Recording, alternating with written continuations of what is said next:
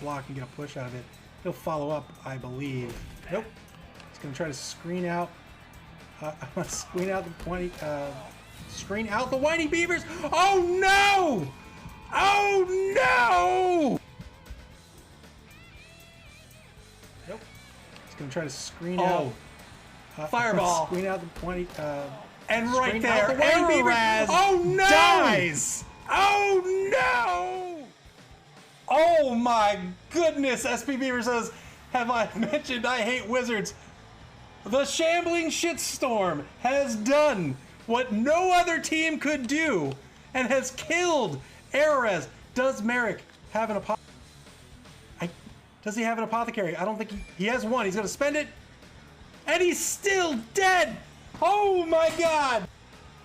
Oh my god. Now. So something to keep in mind here. Erez is a level 4 runner. The Winey Bevers have a ton of TV tied up in both these runners. This runner has now died. This is the kicker. This is the level 4 runner. He's dead. Not only is he dead, Malik says, boom, boom indeed, sir. Not only is he dead, he has a strength of 3.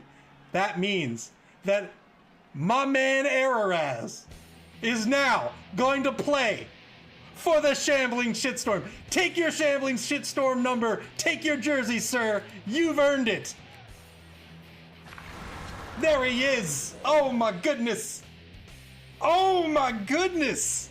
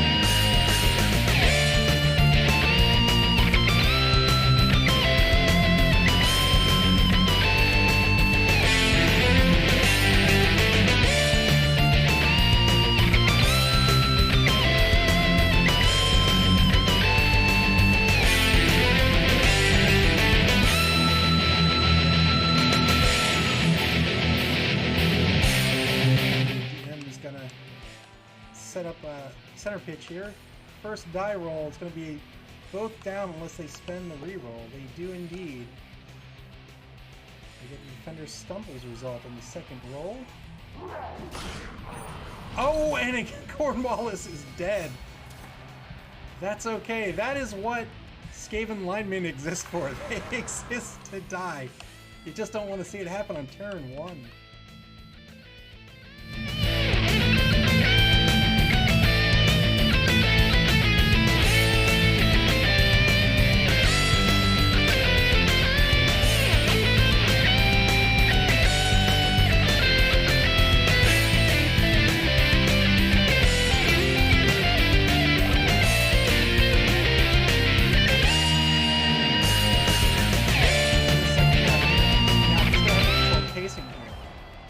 See who comes back onto the pitch. He gets both his KO'd players back. WDM gets nobody back. Wow. Wow. This half, I don't know if El Nubarino could ask for much more going into the second half here. He's gonna have 10 players on the pitch versus 5 from Molvar Death Machine. That's a 2-to-1 player advantage. SP Beaver says, how did he get 5 KOs and 2 injuries? Because this man has, you know what they did all last week? They were in the gym. They were working out, eating that cheese, getting that calcium. They've got strong bones. Their punches, you know, there's some weight to them.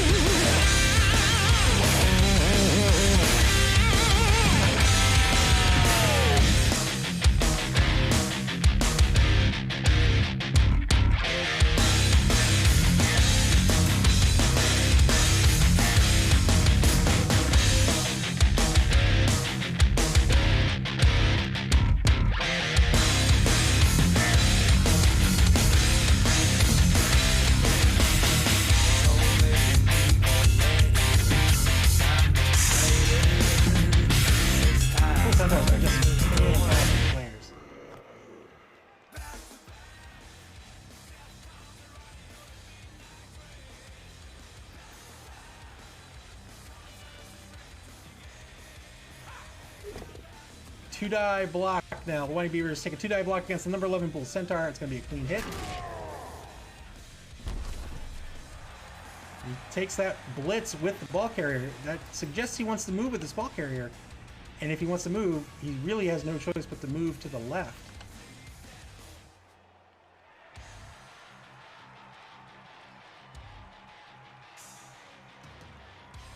Oh, he's deciding what he wants to do. No, he's gonna keep on marching forward. 3-die block. Oh no! Triple skulls will have to spend the TRR, and again fails the loner roll with the death roll. Vendress asked, did Hoggles take a bribe? Could use that chainsaw on multiple drives if he prevents the Bevers from squaring things up. Indeed, he did take a bribe. He has 1 bribe. But now, the Winey Bevers in danger of losing this ball. Nobody doubted me true purpose. Oh, yeah. Not knowing we had given not everything we have lived. All of it, I don't need that drop here in this feeling. Back to back. Left on the running on the midnight train. Back to back. Conscience is ready to the end. Back to back. Flying is already on the chamber vein. Back to back. Each time whenever we're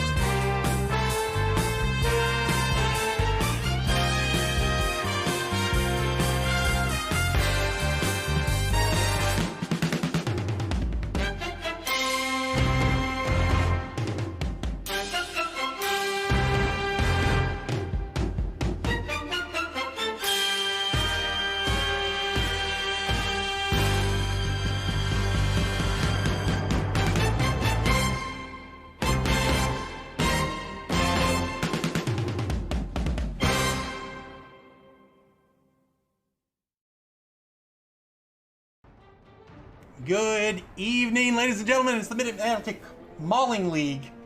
First ever Championship tournament. It's Blood Bowl number 1, and I'm joined here tonight by my man, Malik. What's up, my man? How are you tonight? It is a great day to be watching. It is indeed the Blood Bowl. Everybody's vaccinated. Everybody's back out in the stands. Everybody's watching some Blood Bowl. We've got some championship Blood Bowl tonight. It's a runback, in fact, of the Chaos Cup Championship. It's the Winey Bevers who won that match against Walmart Death Machine, the runners-up. Why don't we take a look at the Winey Bevers lineup first? What do you say? Let's do it. Winey Bevers, coming into this competition right after the Dungeon Bowl, they had a team value of 1,900. It was insane. It looks like Merrick dropped a whole bunch of stuff. First of all, he dropped that death roller that did not work out for him at all in the Dungeon Bowl.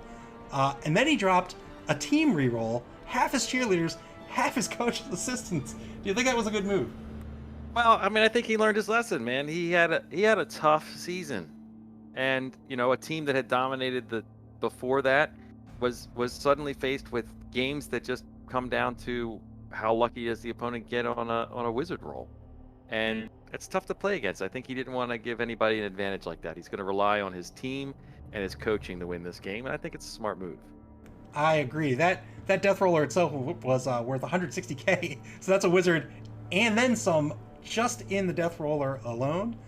I think it was a good move to get rid of that. I'm very intrigued by him getting rid of a TRR. I don't think he needed 6. I think 5 is good, but then you have to wonder why he took a 6th in the first place. So we'll see if this works against him or not. He tends to use them all when he plays, so he's going to be down 1 compared to the Dungeon Bowl.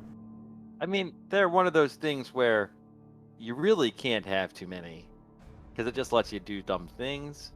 But there's a limit when it's giving the other team advantages because you have one. I think it was a good move. I don't think he needs 6. Fair enough. We'll see if it worked out for them. It brings him down to a TV of 1640. He's still giving up a little bit of gold, but not too much. He's got an 11-man roster. 5, 6, 7, 8, 9, 10 of the players have block. 5 of the players have guard. Holy moly, this is a roster to contend with. I think he's going to play standard Dwarven Ball. What do you think he's going to do with this lineup? No, I think that's just it. You can't go toe-to-toe with him. He's gonna stand up to anything, and he can take some risks with that. With all those players having guard and block, he can definitely take some extra risks on some die rolls. He's got a little bit of an advantage there if he needs it. The question will become, how greedy is he going to get with that? I completely agree. With block and guard on so many players, that means he's going to get his assists.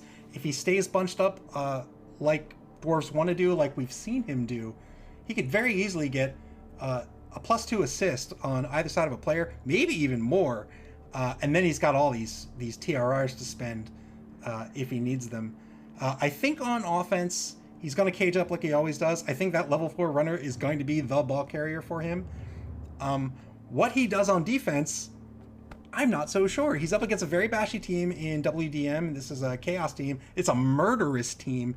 Is he going to want to try to go base to base with these players, or is he going to try to maybe keep one space off and screen them out? I don't think he has the speed for that. I think he has to go base to base and take advantage of the fact that he's got so many guards. On offense, as you said it, if he's playing well, it's going to be a relatively boring thing to watch. He's going to just cage up and march down the field and make the other team have to do something about it. Make them have to break that cage. And then he has things that he can use to deal with that. He's got a dwarf with a movement of 7 if he has to scramble out and go somewhere else and reform, right? He can get there. That's very true. On the defensive side, I think it's more of the same. I think you just have to make them play to your advantage. And he's not going to be able to. I don't think he can screen that well, right? He doesn't have the movement for it. SP Beaver says we're going to double GFI every player every turn. I somehow doubt that. Do you think he's going to need to be able to, or rather, do you think he's going to have to pull some players back into his secondary against WDM? Is he going to have to pull some players off the line, keep them back in the backfield in case somebody breaks away? Yeah, of course. Right? Like he can't just assume that there's going to be no breakaways. Walmart Death Machine does have tools that they can use there, but he still has to play to his advantage. And and getting hits in where he can get hits in, and hopefully knocking a guy out of the game or 2 or 3 is going to be his thing. Death Machine is a bashy team as well, but their real strength is in the blitz, and so hopefully if he goes on the line, he can absorb a lot of that and shake it off with that armor value of 8. All right, well let's take a look at the WDM lineup. 5 cheerleaders for the Winey Bevers, 5 coach assistants, 7 fan factor, 1 apothecary, and as we mentioned, 5 TRRs. We'll see how that stacks up against Walmart Death Machine, coached by Nick Satan. He's got 3 TRRs. Yikes! 4 cheerleaders, 3 coach assistants, 8 fan factor, and 1 apothecary.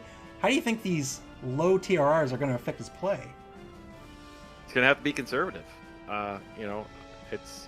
It's the only way you can deal with it. You just don't do anything you don't really need to do if it's not a pretty solid guarantee. And this is Blood Bowl, so anything that's not an absolute guarantee is not an absolute guarantee, because the dice will just go wrong when you least need them to. I'm well aware of that fact myself. I suppose we all are. 11-man lineup here. Pretty standard fare. He's got some level 2 players, a few level 3 players. Brakmar, his Minotaur. Let's talk about this guy. Level 4, 5 strength, big guy. He's got Mighty Blow. He's got Claws. He's got Guard. He's got Tentacles. He's got Frenzy. He's got it all. You have to scroll to the right to see the things this guy's got. That's very true. He's got a lot of skills. Being a big guy, however, he does have Loner. So if anybody's eating up those TRRs, it's not going to be Brakmar. I don't know that you would waste a TR on a Loner roll unless it's stopping a touchdown kind of thing. So that guy he's either going to be brilliant and he's going to get lucky on those rolls, or he's going to miss them where he needs them. But he could blitz with that guy and just murderize across the board if he wanted to. I don't know that he can take that risk with only 3 TRRs, and I'm pretty sure that the Beavers, they're going to play around it. So Hank the Ranger says, good luck to both teams except that Minotaur. If he dies, I wouldn't be sad about it. Me neither, Hank the Ranger. Yeah, as a coach without a team in this hunt, I don't want to see anybody die before their time. But I also want to see everybody die, because that's what's fun. Amen to that. It's 7 players with horns. You mentioned Brakmar being used as a blitzer. These Beastmen are also potential blitzers with that horn ability. We'll see if he decides to use them. Lots of block across the board as well. I think the Chaos Warriors are interesting. So 4 of them, of course, being Chaos Warriors, they have a strength of 4. But he's got them kitted out a little oddly, right? He's the number 10 and the number 12 Chaos Warrior each have block. The number 11 Chaos Warrior has dodge. Do you think he has a plan with that? I think he needs a ball runner, and one that's hard to knock down. And I thought was where he was going with that. But what do I know? I'm not playing in this, so these guys know more than we do, or maybe not you, but definitely me. And well, he's hopefully. It looks like he rolled doubles on the number 11. He might have just taken the dodge because he's like, hey, I got doubles. Why don't I take it while I can get it?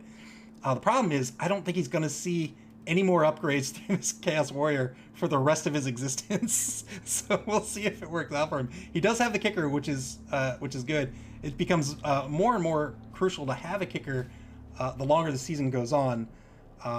So hopefully he doesn't lose the kicker going into the rest of this game, or even the next game if he moves on to the championship game. Like I said, I think this game has potential to be super bloody, but both players know that, and maybe it ends up being super conservative because of that. So these teams, they could just rip apart any other team. Both of them, they're huge, they're strong, they hit hard, they're bashy. This game has potential to be a hoot. Yeah, indeed, a bloodbath, really. He's got 140K in the bank. I'm very interested to see if and how he's going to spend that. It's a lot of money. He could just be saving it for the championship game if he, if he's feeling himself, if he thinks he's going to make it. I mean, that's confidence that I don't think is warranted. Spend it now while you got the chance, and just deal with the championship game when you get there. I think that's fair play. Both coaches have started their inducement phase, so we'll see if they are ready to go here.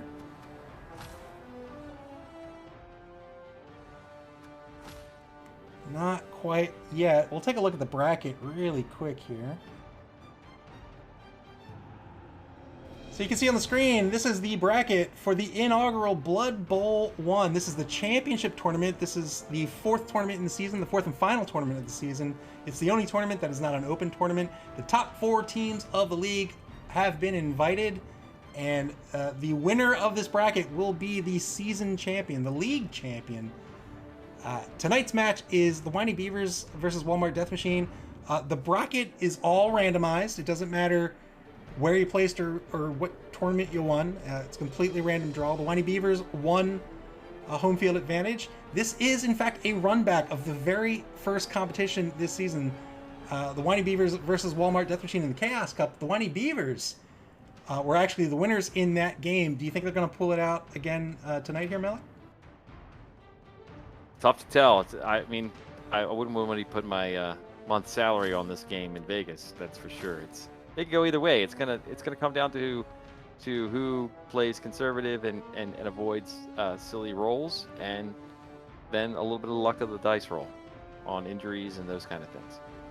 All right, well, I'm looking forward to murder, and that's because our second matchup in the Blood Bowl bracket are the Spike Magazine Trophy champions, Baltimore Vloopadoops, coached by yours truly, versus the Oakland Raiders, coached by Wenger. They are the Dungeon Bowl champions. The Vloopadoops won home field advantage. That game will be this Friday at 7, I think. I'm not too sure, but the schedule's up on Facebook, Twitter, and on Twitch. So let's see if the coaches are ready to go. Not quite yet. Yeah, I don't see the game coming up for me here yet. Probably still in their inducement phase. I know Merrick mentioned that he intentionally kept a player leveled down, and he's saying the game's requiring him to level him up.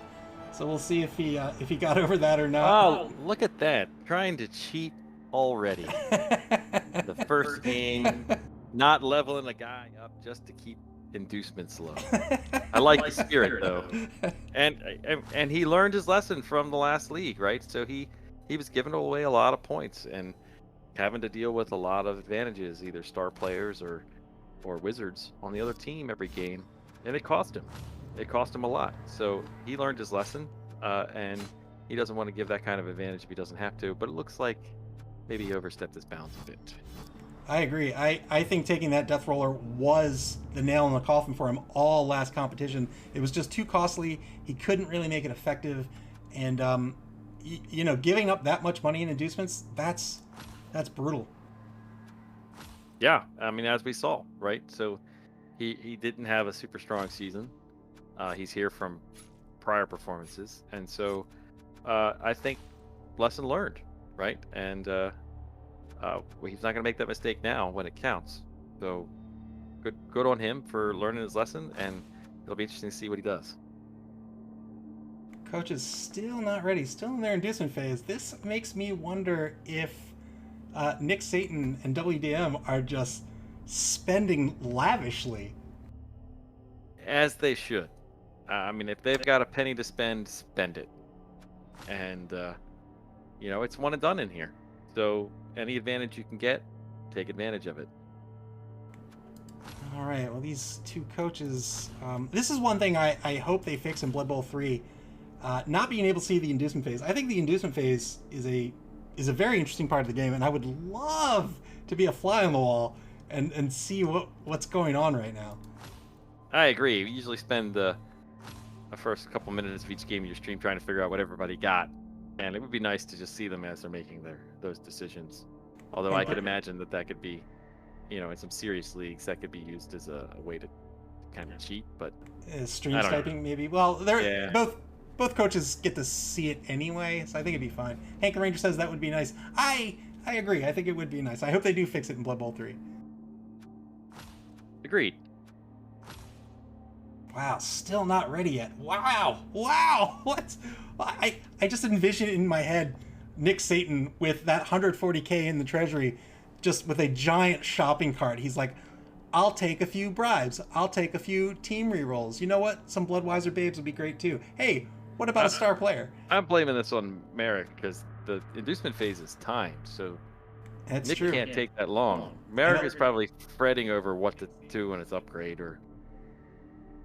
It looks like they're ready to go. So we're about to get underway here in the first semifinal match of the championship Blood Bowl bracket here. Blood Bowl 1 here in the Mid-Atlantic Mauling League.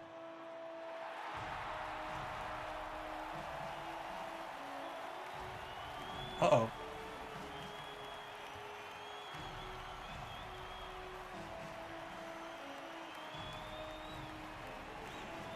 All right. I have no idea who won the coin toss. This is another thing I hope they fix in Blood Bowl 3. Looks like the Winey Bevers took... wow! Do you see the Winey Bevers TRRs? They're down to 4 TRRs. I think they dumped another one.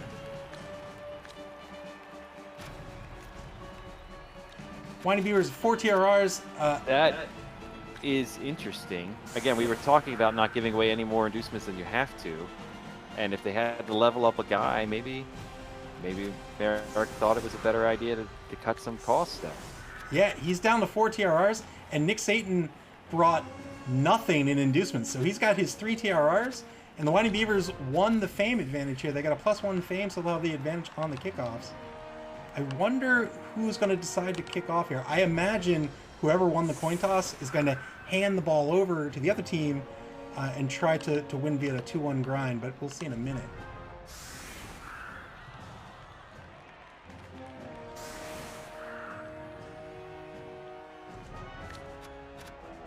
Wow, so that's where all that time went. He said, you know what? I don't want to give you any money whatsoever. Again, I don't think it's a bad idea. His team alone is stacked. Why give any advantage to anybody else? Just keep it lean. Here's the kickoff. Looks like the Winey Bevers are going to be kicking off to Walmart Death Machine. No, it looks like Walmart Death Machine's kicking off to the Winey Bevers. Sure enough, it's going to be a good kick down the far corner of the pitch here. The Winey Bevers do have a kickoff return player. WDM kicked, of course, to the opposite side of the pitch to where the kickoff return player is. Winey Bevers will most likely move number 8 toward the ball. Indeed he does. Yeah, they And Walmart want to Death get that Machine ball. is going to get a blitz. They're going to get a free bonus turn here to kick off this championship tournament. We'll see what they do here. Nobody on the line can move, but everybody else can. That's huge. They've got some speed there. They can threaten the back before the cage is formed. They can do all kinds of fun stuff here. Indeed. They could even tie up some players if they want to. They've got those 2 free Chaos Warriors on either end of the line here. Indeed. Looks like he's carefully deliberating here, deciding what he wants to do, where he wants to take a blitz.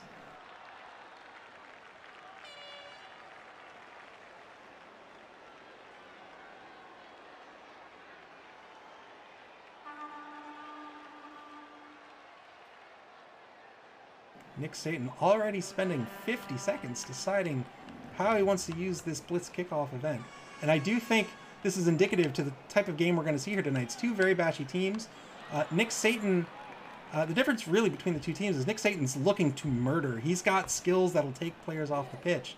And so he probably wants to set up his players here in a way where he can take off key players or maximize his hits turn after turn in the first half here. SP Bevers. Yeah, but SP not a Bevers, lot of easy victims on the Winey Bevers, so he needs to think this out. That's true. SP Beaver says there's technical difficulties, so we may see a disconnect here, which should be fine. They'll get I think it's a 7-minute timer to log back in here. We'll see what happens. That's unfortunate. Looks like it's all been resolved here. And now the number 5 Beastman moves down the left-hand side of the pitch here. Again, getting behind people, applying pressure. I like it. Aggressive. Agreed. He's getting right up in the face of the potential ball carrier as well. Here comes the blitz on the right-hand side of the line. It's going to be against the number 2 Trolls. Good hit. Horns in play.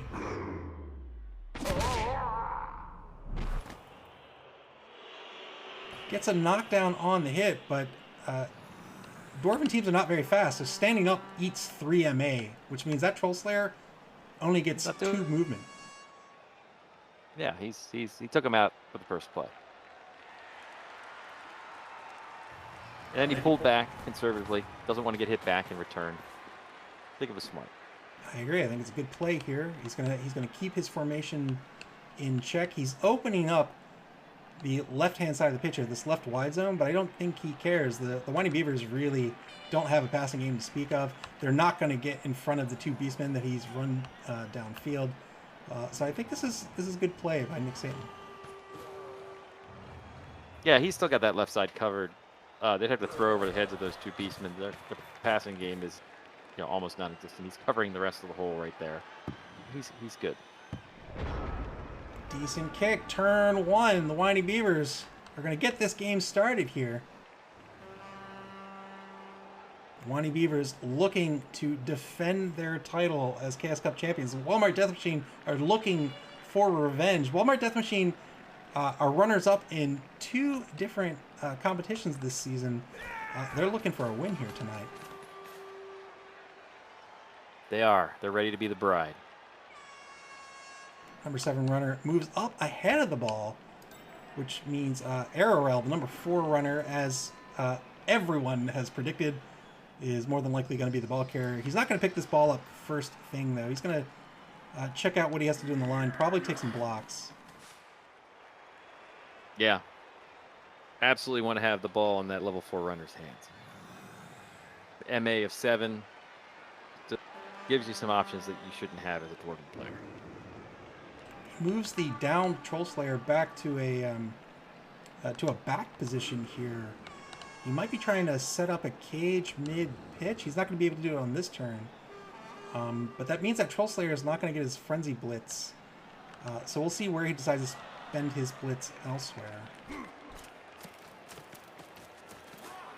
Oh, wow. Moves the number 11 Longbeard to mark both of those Beastmen. He's got to tie them up. He can't leave them loose to run around. Both those Beastmen, unless he brings another player in there, both those Beastmen are going to get a 2-die block coming back on him.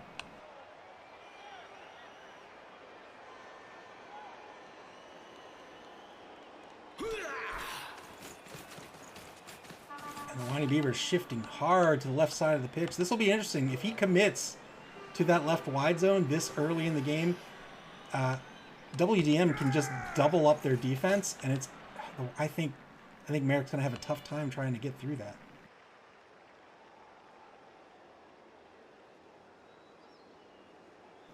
Moves the number 4 blitzer back to remove that assist, making that a 1-die block coming back on the number 11 Longbeard.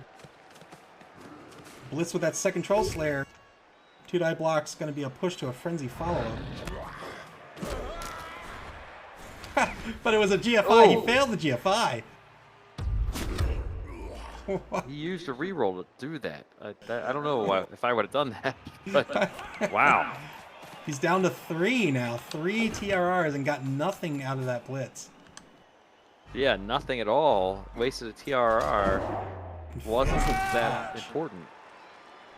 And then he got a turnover trying to move that guy off the line.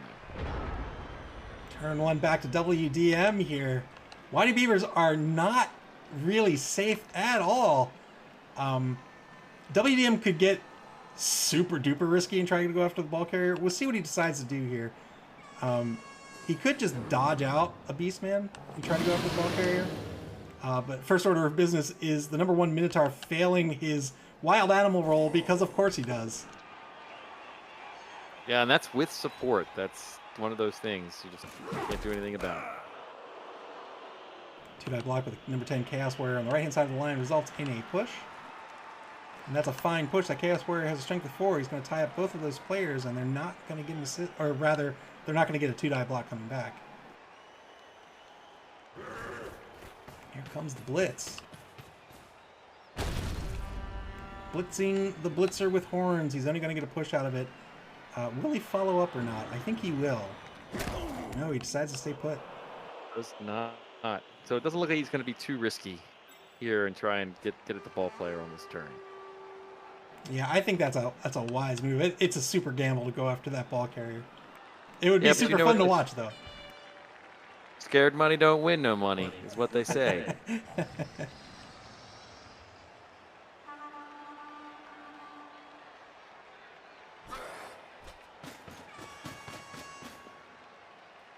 Number 11 Chaos Warrior moves up towards this faux cage. This cage is not in a good spot.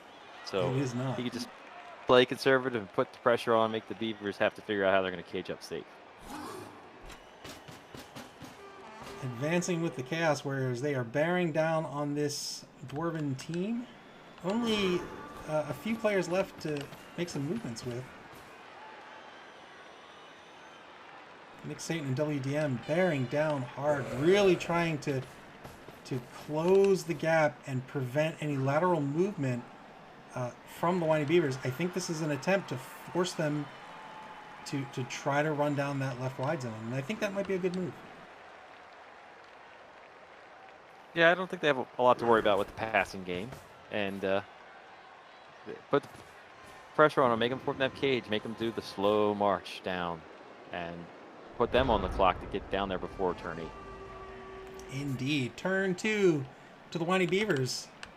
What are they going to do here? They've got Chaos Warriors to the left, in front, and to the right of them. 2-die block.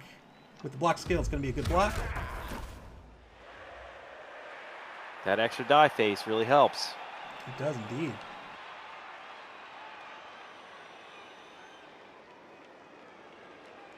Seth Blitzer's going to stay put.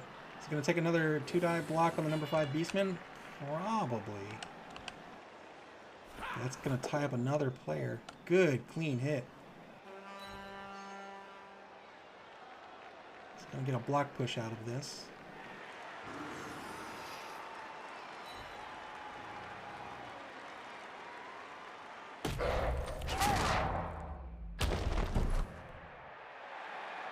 Decided to follow up. Does this mean anything? I don't think so. I think he's probably going to try to set up his cage at mid-pitch. Wow. Number 11, Longbeard. Gutsy player. He decides to go base to base with 2 Chaos Warriors. Hank the Ranger says Merrick needs to stay patient and not panic from the pressure. I agree. No, I like this move to the center. It pulls him back, gives him options.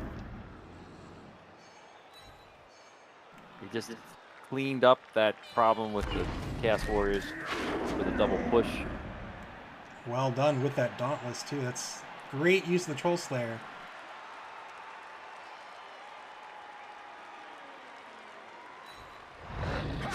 Thought for a second for about trying to get another hit with his number 5 Blitzer. Decided against it. Moved the Chaos Warrior. Yeah, puts him into the cage. And now a proper cage setup at mid-pitch. That's textbook right there. That was good level-headed play. Well done by Merrick.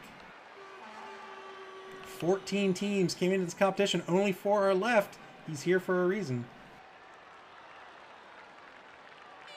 Indeed.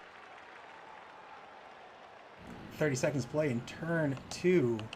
He's got a few more options here. He's got his 2 Longbeards off to the right, the front right corner of the cage. He might be considering a cheeky block here. I don't think he wants to. But what he does with these players, I have no idea. Yeah, he could probably get a block in. I don't think he's going to take any risks this early. It's going to be an uphill block if he tries to take it. He's going to take it. He tried to dodge. Tentacles came into play. He's going nowhere. Well, that makes it easy. Turn 2 back to WDM. I think we'll see those 2 Longbeards blocked down.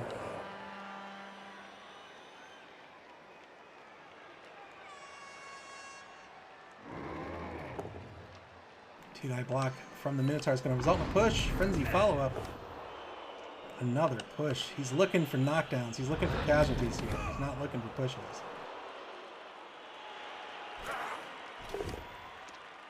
Two-die block with the number 10 Chaos Warrior. This time it's going to be a clean hit.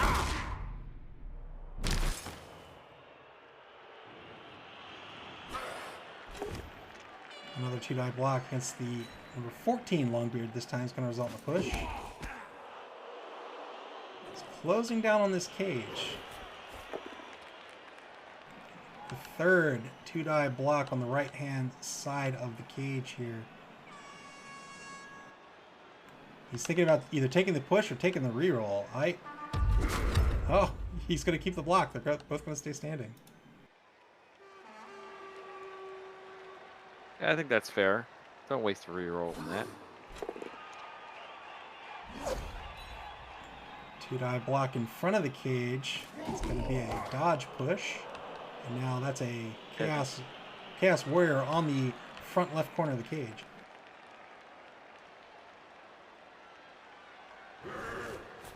Here comes the blitz. Here comes the blitz.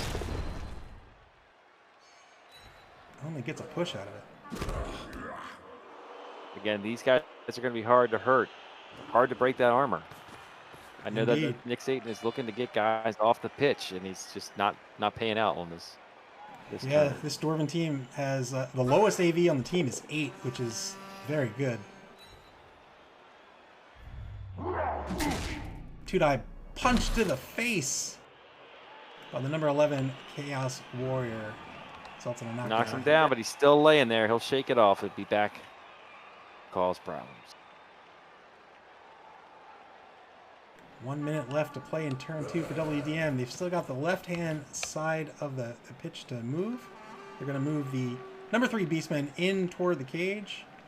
They've got a downed Beastman and the number 4 Beastman left to do something. The downed Beastman probably stays put. I don't know if he wants to risk standing up and dodging him just to have him fall right back down again.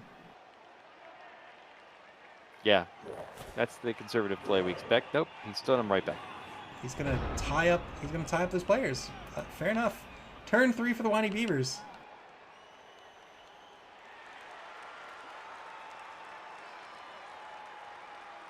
Where do they go from here? What do they do?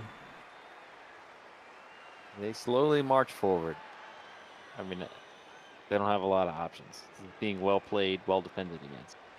Do you think they have a play maybe retreating a bit and then running laterally out to the right? Or do they just try to punch a hole? No. I think they just have to start the march. However they can pull that off. Both their Troll Slayers are in pretty decent position to start moving players out of their way if that's what they want to do.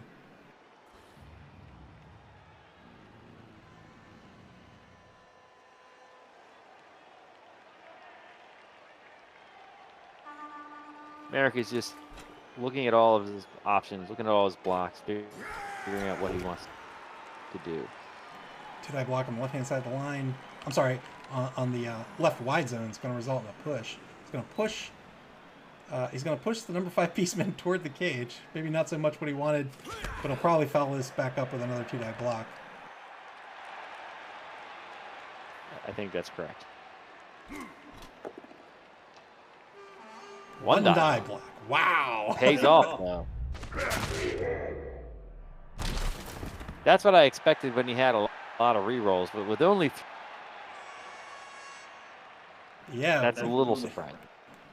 Only 3 TRRs, and both players had the block skill. That's gutsy. Here comes the blitz. Number 1 Troll Slayer. Trying to get a hit on this Beastman. He gets a clean hit.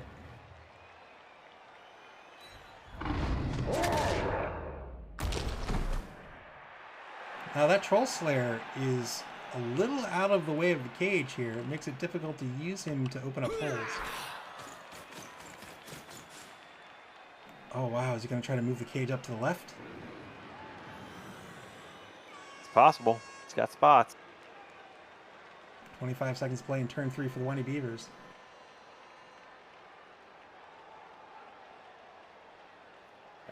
That makes me nervous. He's exposed right now. He needs to find something to do with that ball carrier.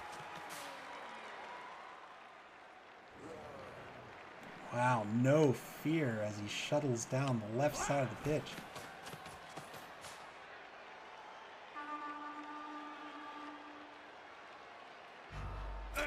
Four seconds left. Fails the dodge. Oh. He's not gonna spend that. No, he's not. Turn Can three Nick back. Satan get at the ball here? He may. We'll see what he decides to do here. Minotaur probably up first. Problem with using the Minotaur first is, man, if he fails the roll, you can't spend the TRR on him. You don't want to spend the TRR on a loner. Gonna go with the number 10 Chaos Warrior instead.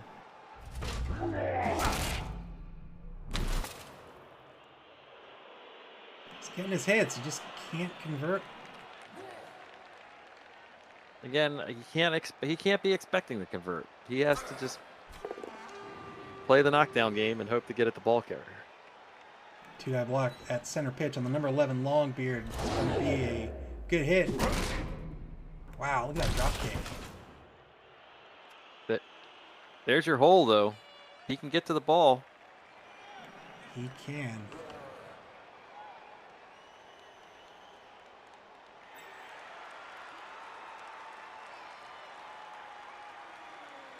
The Minotaur could take. Yeah, the Minotaur could take a block here. There it is, with the Good horns.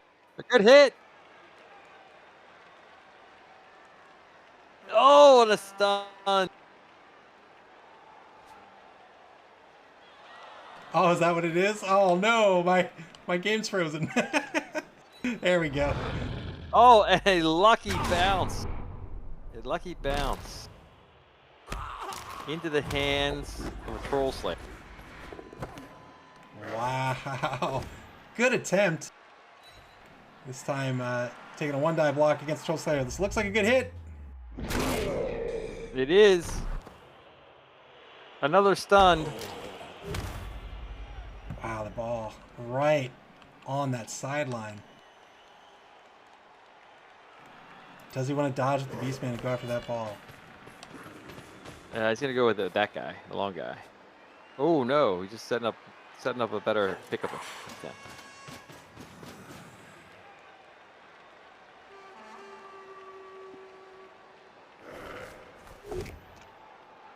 One die block on the left-hand side of the line against the former cage mate, the number 1 Troll Slayer.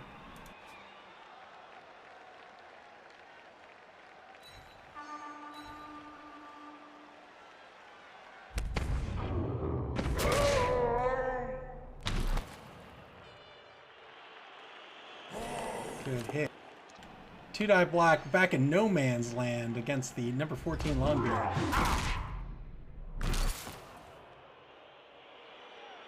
It cuts their movement in half. It is. My only concern with this is that it's 2 Chaos Warriors potentially out of position, although that may change very quickly here if Nick Satan picks up this ball and starts marching down the other side or the other direction. Yeah, I don't see him getting to the ball.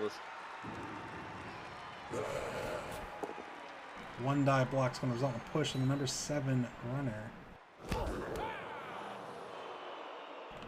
Follows up for sure. I think that's going to do it. Turn 4, the Winey Bevers lost possession of the ball here. They need to make something happen. Yeah, their conservative game plan is now out the window, and they gotta knock some people down and try and get on this ball.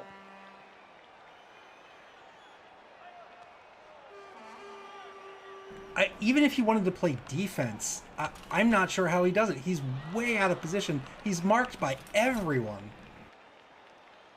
He's just got to start knocking people over. He is marked. He's not going to dodge any of these marks. He's going to just turn the ball over, and that'll be real trouble. So if he can put some people down and maybe shuffle around a bit, and make it favorable for him to pick up the ball, he can pull this back out. 2-die block against number 5 Beastman. It's going to be a clean hit. That'll free up the Longbeard. Or, I'm sorry, the number 7 runner. His runner, yeah. Frees up his runner. What's he going to do with him, though? Is the He's question. still got to do it. He's still got to dodge to get the ball at least once, more than once. That runner to get the ball would need to do would need to do 3 dodges and a negative pickup. Yeah, that's not happening. But we would love to see him try. I would love to see him try.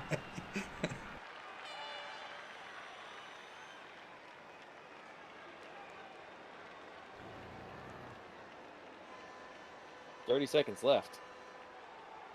Yes, considering his options here, he's got these 4 players all tangled up in WDM's. Do we even call it a formation? It's going to take a 1-die block here. Gets a push out of it. Call it a nightmare, is what we call it. Frenzy follow-up. Another push. He's going to push him toward the sideline, no doubt.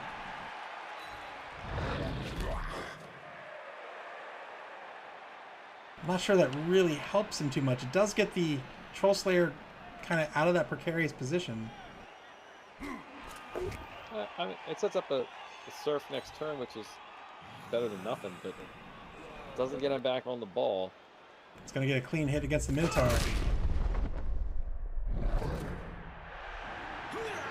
No casualties yet. I don't think we've even had a single KO yet.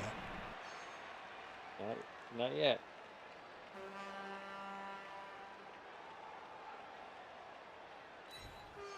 Going to get a chain push that's going to put 2 players on the sideline.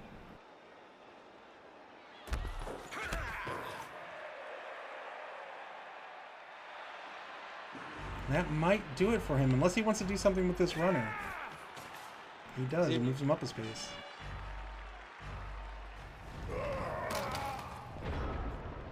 Final turn of the first quarter here. Nick Satan, Walmart Death Machine in good position here to pick up this ball and try to start an offense going. Yeah, and that's a free offense where he can just take some risk and try and use TRR there. Wow. Walmart Death Machine down there. That's the Dice Gods coming back to. Oh! Oh, wow. I don't know if I would have gone after that ball so quickly, especially after spending a TRR. I could see 2 of his guys getting surfed right here. Yeah, we'll see what happens here. Winey Bevers have an opportunity to sort of regroup. They're actually, you know what? Their players are grouped up fairly well here. They might have an opportunity to get back on this ball. No, I think it's definitely a possibility.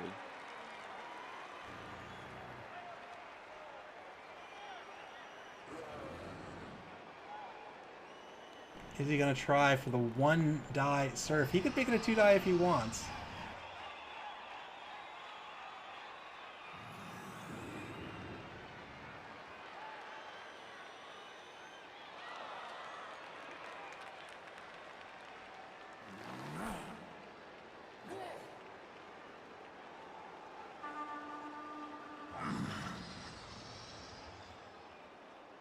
Or he could just leverage Dauntless with his Troll Slayer.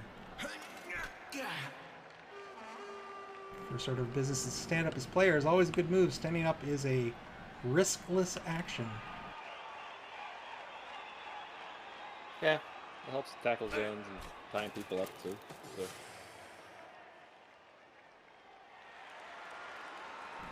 Winey Bevers move the number 11 Longbeard toward the ball.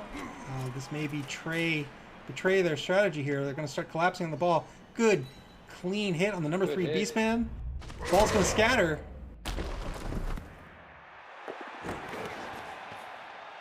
Oh! Wow! Works out, I guess. Gets the ball in the hands of the number 2 Troll Slayer. Gets an injury on the surf.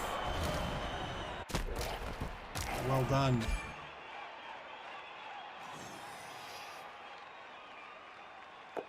Oh, he's going to use his Apothecary. All right, fair enough. Why would he do that? He's out anyway. He thinks he's gonna win this game, and he doesn't want the permanent injury on his player. But yeah, the player would be out next game. It was just, it was a +1. Yeah, I guess he would be out. He didn't spend any money. I don't know that I would have done this. Yeah, I might have just let him go and maybe bought a new player. Well, I don't know. We'll see.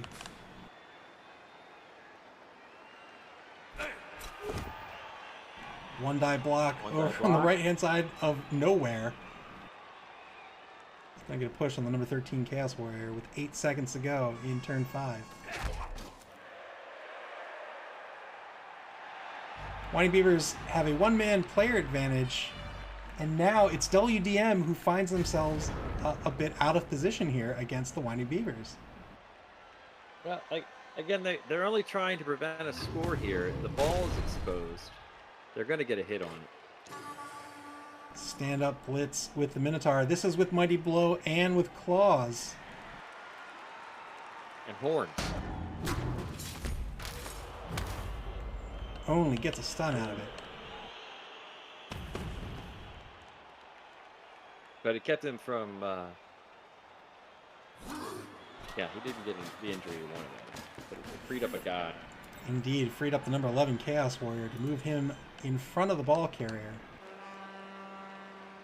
I think he's going to take that one die block toward the end of his turn here. Yeah, the last thing you do, you take a hit on the ball and see if you get lucky.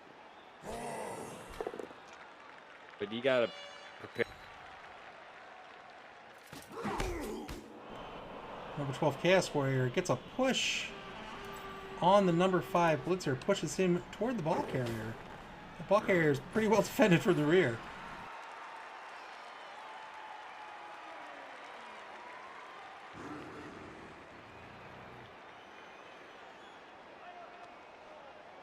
But what Nick Satan could have potentially tried to set up here is maybe if the Chaos Warrior moved one space over, he could have got a chain block on this dwarf and maybe got a surf out of it.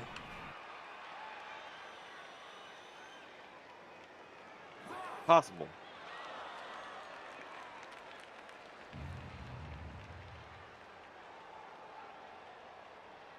$50 seconds to play here for Walmart Death Machine. Trying to get back on this ball, trying to get back in front of the ball. Yeah, they're going to take that one die block. It's going to work out. It's a good hit. Where will the ball land?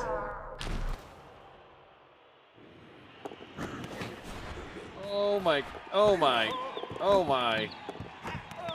Wow. Wow. Holy moly. I don't think Walmart Death Machine could have asked for much better. Well, they could have caught the ball, but how many drop balls was that? It's quite a few. Two die block, back over no man's land. It's going to be a dodge push. Probably get another two die block over here on the number 12 Longbeard. And another push.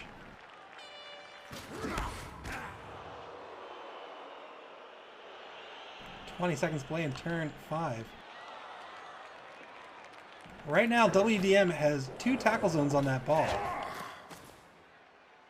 Good dodge by the number 3 Beastman. Wow, he's going to take an uphill block. Spends the reroll. Oh, why? Why would you do that? Not sure what was going on there. I don't know. It was inconsequential either way. Gets a both down result out of it at least. The Beavers have been very conservative with their route. Yeah, they've got one left for each turn in this half. Walmart Death Machine down They to have 1. to be. They got to be aggressive here. They don't have the speed to lollygag it down on a cage. They need to come up with something to break it. That is a excellent point. They do not have the speed. They need to start moving this ball. They have, wow, gets a KO. Now they're going to have a 2-man player advantage. But you're right. They don't have Yeah, the that'll- speed. They haven't even crossed the center line yet, and it's turn 6. Yeah, I mean, they've got 3 turns. Hank the Ranger says Nick Saban didn't want to get surfed. That's why he took that block. Fair enough.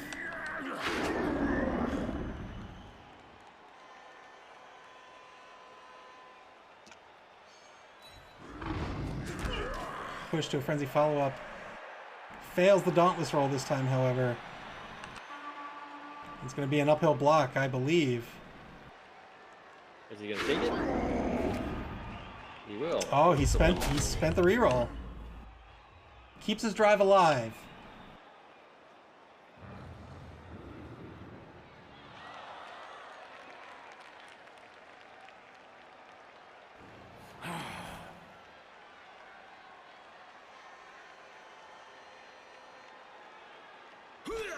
One minute to go in turn 6 for the Winey Bevers. Clean hit on the number 7 Beastman. Looking to increase this player advantage.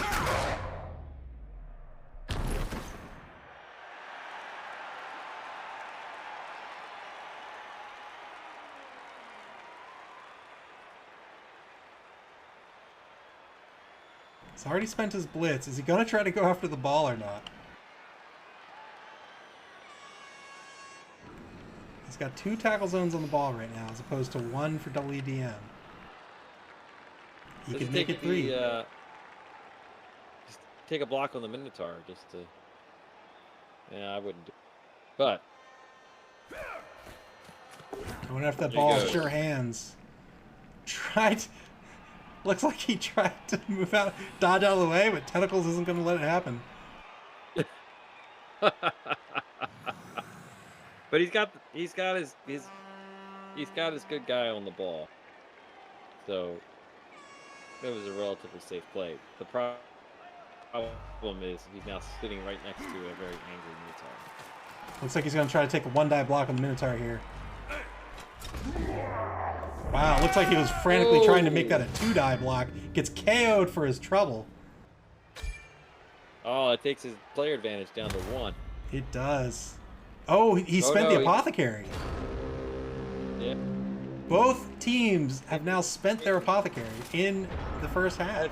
Yeah, I don't know that I would agree with that one either. You still had an advantage, and you don't know what's going to happen in the second half. It's a long shot now to score, and that guy is probably not going to. Yeah, I think I agree. It's I don't know if I would have spent the Apothecary either, and he's gonna have a real tough time scoring unless he just barrels down the left-hand side here. But I don't even know if he can do that. He's Probably going to lose the ball again. Yeah, he's got to get through this turn 6 first. Hank the Ranger says no re-rolls against the dead result now. Fair enough. That'll be fun for either you or the Auckland Raiders. Yeah, like if anybody's dead, they're dead. Like they're just dead. Here comes that block. 2-die block against ball carrier is going to result in a push. Frenzy follow-up. Trying to get that hit.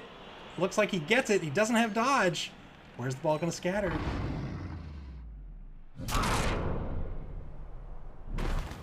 Oh, and a stun. Good stun, and it's in Right the into hands the of the hands of Minotaur. Oh, boy. And now the Winey Bevers have got to get through that 5 Boneheaded strength. is going to become a factor.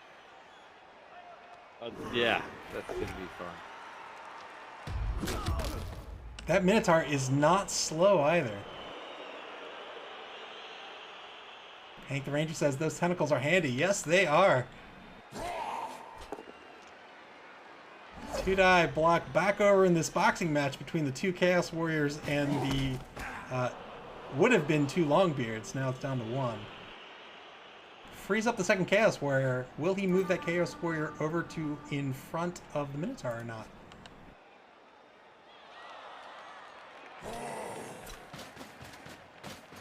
Nope, he's gonna tie up the number 10 Longbeard instead.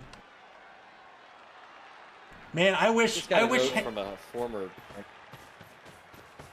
I wish Hank the Ranger wouldn't have brought up the no rerolls against the dead now, because now I just want to see players die. I just Well, want of course we murder. do. And speaking of dead players, I just got a note from a former Winey Beavers player who's enjoying his time as a zombie on the golf course in the offseason. Yes. Pulling Eh. for his old team, but it doesn't look. Arrel, former Winey Beavers player, now playing for the Shambling Shitstorm. Indeed. Well, actually, now playing golf. That's right, he's retired. As his contract.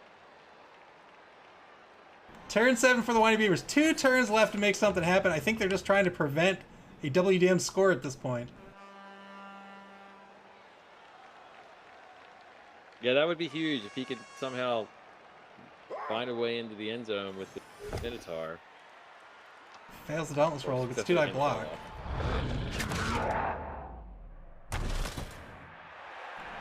Good hit against the number 12 Chaos Warrior. He's got to get on this Minotaur. He can't allow this Minotaur to run away. The Minotaur, the saving grace here is that this Minotaur only has an AG of 2, so if he's going to dodge, it's a super risky dodge. No, he's got to hand the ball to Steve. Passes the Dauntless roll. It's a 2-die block. It's going to be a good hit. 2-die block.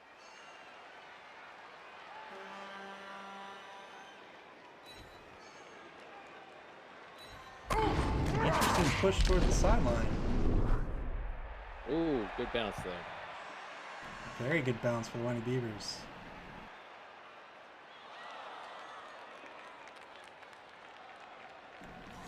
They really want to get it in the hands of their runner. Is he? Yeah, he's down right It's the now. number 4 guy. He's down. I'm sorry, it's the level 4 guy. I don't know what his name is.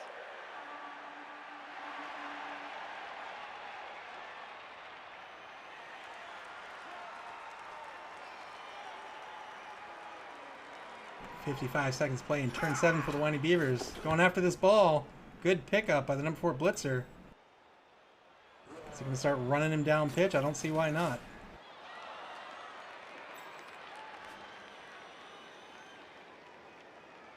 Hey, I don't think he can. I would keep going. Why stop? Can't score, but... Yeah, I don't think, regardless of what he does, I don't think he can make. No, he can't. He's got an MA of 5. So he'd end here, and then you get 5 more plus 2 GFIs. He's too shy. Well, he could do. Yeah, I think he's probably counting him out. There. Punts he the just ball. Chucks the ball. Well done.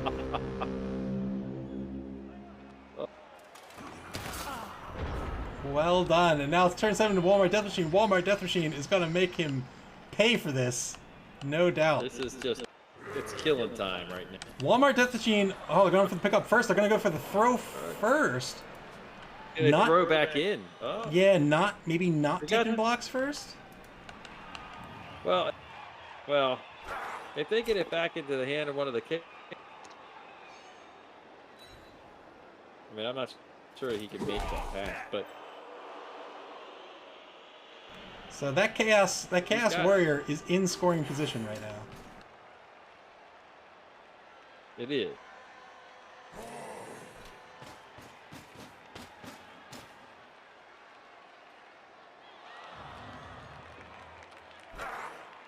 They're as good as receivers as any other player on his team here. They have an AG of 3.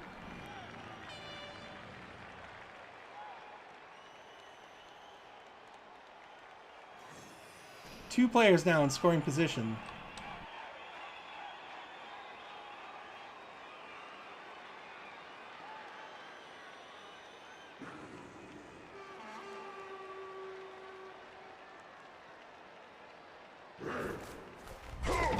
Tries to dodge out the Beastman to make that 3. He's going to spend the TRR. Final TRR.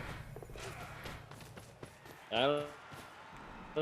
Well, that's kind of important, I guess. But Yeah, I'm gonna so save that for the he's pass. moved the number 7 Beastman into position. He's going to try to make that a short pass, and then the Beastman will do a handoff to the Chaos Warrior to try to score. Let's see if it works out for him.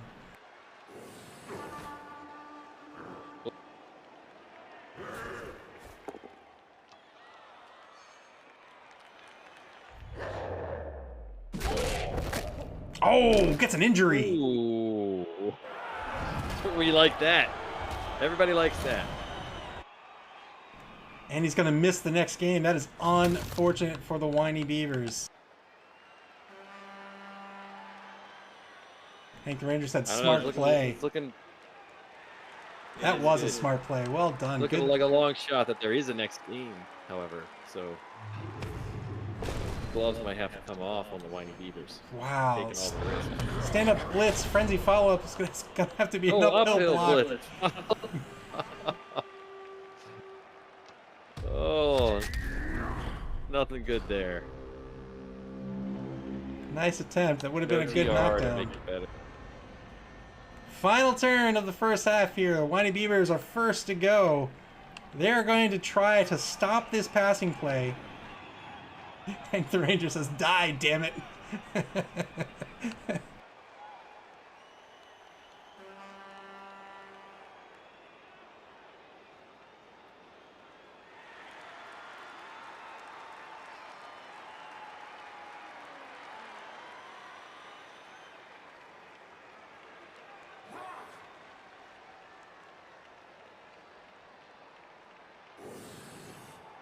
80 seconds left in the final turn of the first half for the Winey Bevers. Hank the Minotaur says foul the Minotaur. Hank the Minotaur. Hank the Ranger says foul the Minotaur. He is in great position to foul this Minotaur. He could get... I mean, it doesn't get a whole lot better. There is no reason not to foul that minute. If he thinks he can get in the way of this pass. All right, he's tying up both these Chaos Warriors. At this point, he's just hoping to make sure the team that beats him doesn't win a blood bowl. The number 10 Chaos Warriors probably just going to take a 2-die blitz after he gets the ball. But we'll see. We'll see what happens.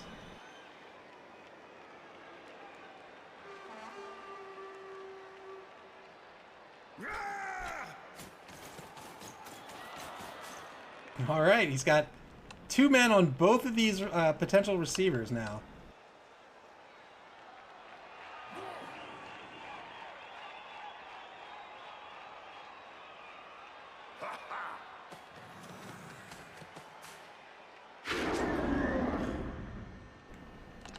Two-die block against the number 13 Chaos Warriors. Good hit. That's going to take him out of play.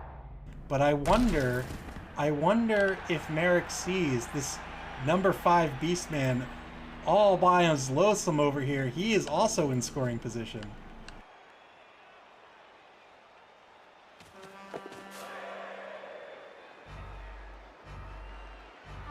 Two seconds left.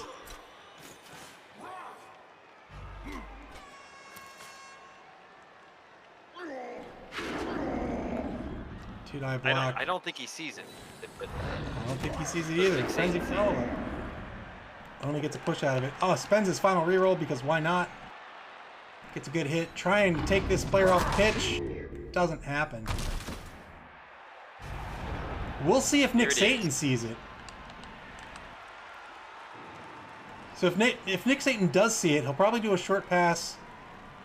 Short pass? You can go to the other Chaos Warrior on the left-hand side of the midfield there. Right. Yeah. He'll probably hand off to that Chaos Warrior. But we'll see if he does the Beastman move first. It's 2 GFIs to score. Yeah, he does see it. Oh, he's just going to do the pass? Oh, of course he has to do the pass. Oh! Wow, intercepted. That will end the half. 0-0. The Winey Beavers could not get a score. They couldn't even get across center pitch, I don't believe. No, still a solid play for the Death Machine. They should be very satisfied with that first half. I agree. So both players are going to be at 10, I think. We'll count them up here.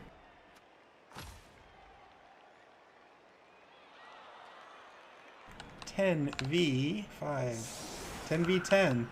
So no player advantage. The Winey Beavers have suffered a casualty.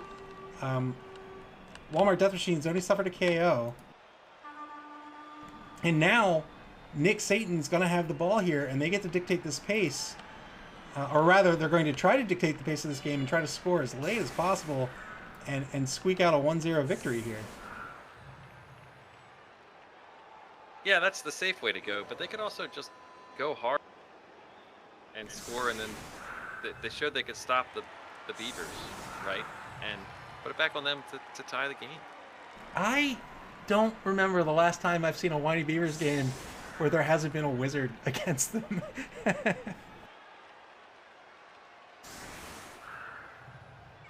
It must be a relief just to know that there isn't a wizard hiding in the stands ready to fireball you in your face. Yes, they proved quite deadly for the Bevers this past season. I think Walmart Death Machine is probably looking for a few more KOs, a few more casualties. They didn't get it, but they still pulled out a remarkable first half. I mean, they achieved their goal. They stopped the drive. That they did. We'll see if they can be just as successful on offense as they were on defense. We'll see. We could just be watching the first half of a long, slow stalemate. It's very true, and this is a championship bracket. That means there's no ties. If this game ends in a draw, it will go to a sudden death overtime. Overtime is basically another quote-unquote half. It's another 8 turns. The first player to score... I'm sorry, the first team to score will win. One thing to note, though, is that players will not get back their TRRs in overtime.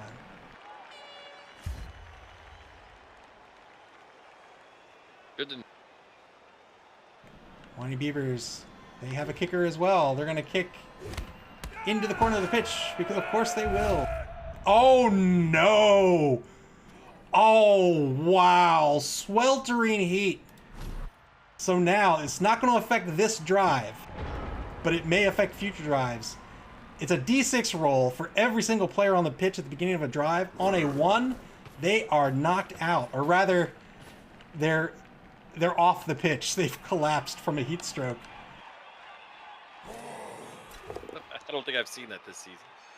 Oh, that bit me right in the ass early in the Dungeon Bowl. Hank the Ranger says, I hated our sweltering heat game. Me too.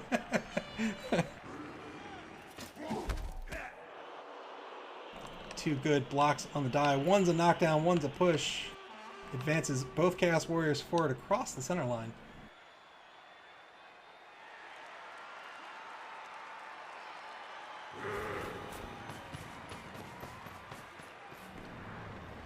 Moves the number 4 Beastman up to fill the gap that the Chaos Warrior left behind on the line.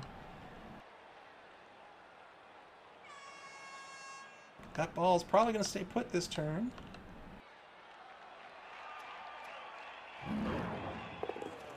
Two-die block with the Minotaur results in yet another push. Frenzy follow-up. He's looking for something better.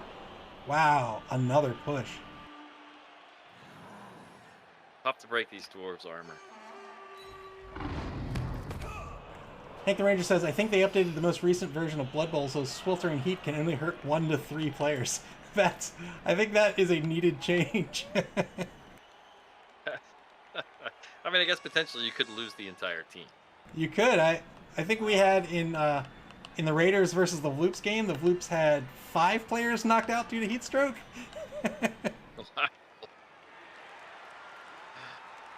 Wow.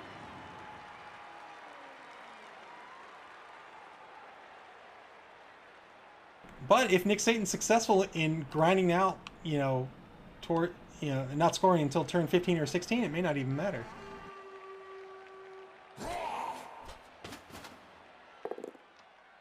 Two-die blitz on the left-hand side of the line. Chaos Warrior number 3. He's going to get yet another push.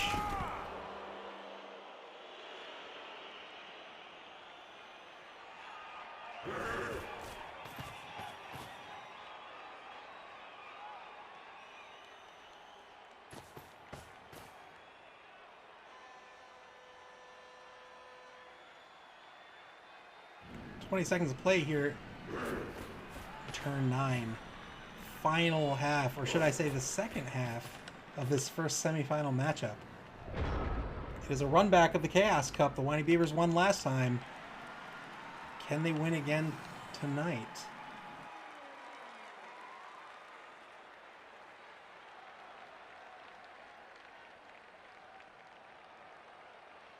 They're about to get their shot to show us what they can do here. Turn 9. Now they are on defense. They're on defense a bit in the last game, but they didn't have the benefit of a proper defensive lineup. We'll see if that changes here. What is their plan? What are they going to try to do here? Are they going to screen out WDM? They probably don't want to take the hits from the Minotaur. But they've got to get after this ball. Or at the very least, they got to play for a tie. What do you think they're going to do? I have no idea what they're going to do.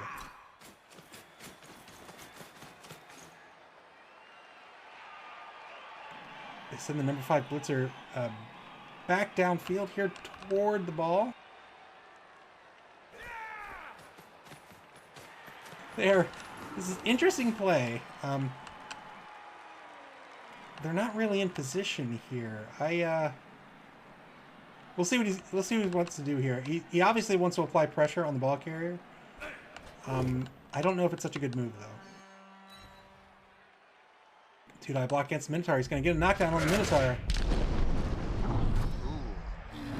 Oh, and he gets a stun. Well done.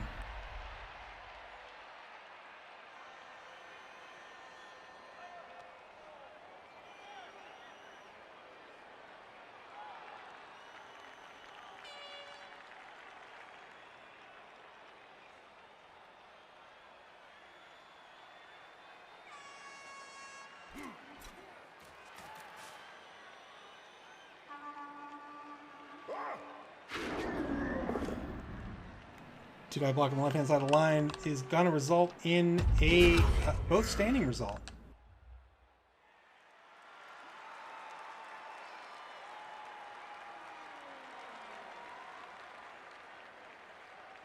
Maybe try that again with number 10. Hoping for an in. Yeah, maybe. Here comes that blitz. He's going to take a dauntless 2-die block against the number 11 Chaos Warrior. It's going to be a good hit. Oh no, it's going to be a dodge push. Wow. Spends the reroll. Gets a clean hit out of it. Winey Bevers down to 3 TRRs.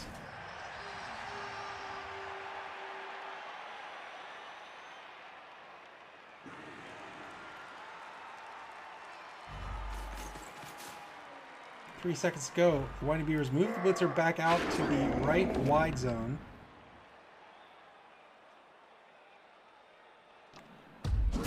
Take a 2-die block on the number 12 Chaos Warrior. Results in both standing results. He's going to try a 1-die block on the left-hand side of the line. He's going to get a push. Does he follow up or not? Probably not. I would assume no. Yeah, indeed. He stays put. Turn 10, WDM. What is the first order of business?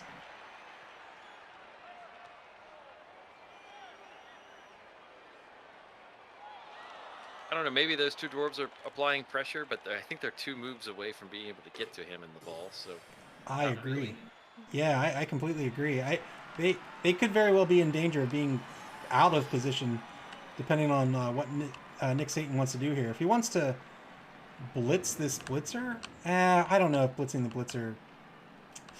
I don't know. I don't know what he wants to do.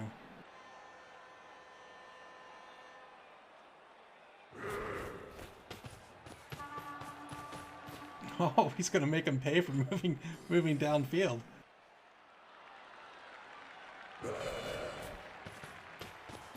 Oof. Takes a 2-die block. Clean hit against the high dollar runner. This could be big, but it's not. Hank the Ranger asks, is there a game between the losers of the first round game?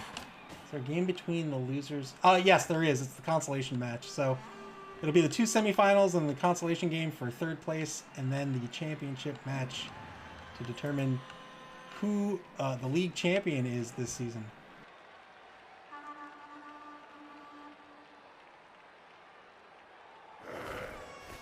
I think that was a good play by Nick Satan going after the level 4 runner there. It's always good to maybe kill.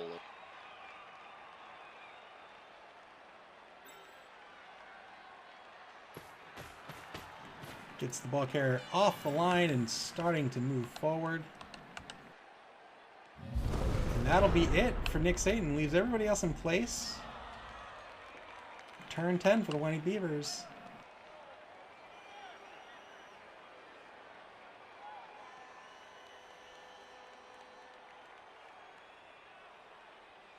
I suppose I really shouldn't be all that surprised that Nick Satan hasn't been able to get as many casualties as maybe he might typically, seeing as this is a Dwarven team with AVs of 8 and 9 across the board.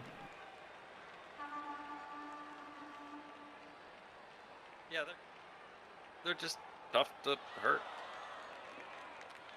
Hank the Ranger says that kick made Chaos waste 2 turns. Indeed it did.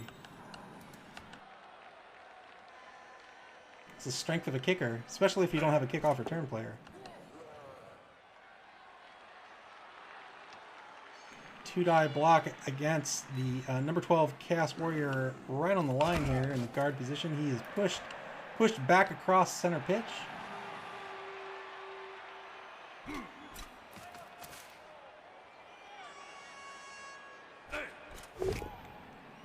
Two-die block against the number 11 Chaos Warrior. Also a push. He's going to follow up to make sure those 2 Chaos Warriors stay tied up. 1 minute to play in turn 10. Number 5 Beastmen now tied up. That is a straight up 1-die block for both players, but he's going to take a blitz instead. 2-die blitz. Going to be a push. Frenzy follow up. Indeed, and it works out. Well done. There it is.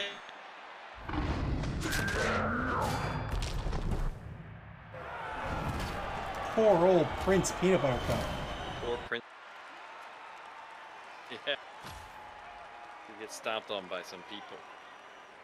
Winey Bevers now with a 1-man player advantage. It's 10v9.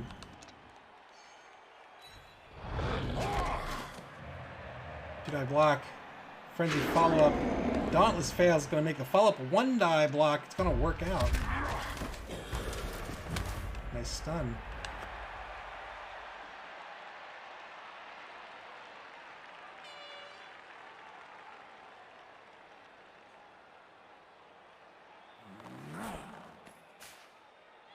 I tell you what, Malik, I'm really impressed with both of these teams reading these serfs so well and taking advantage of them. Yeah, I mean, they're not going to injure players the old-fashioned way, so the only way to get people off the pitch.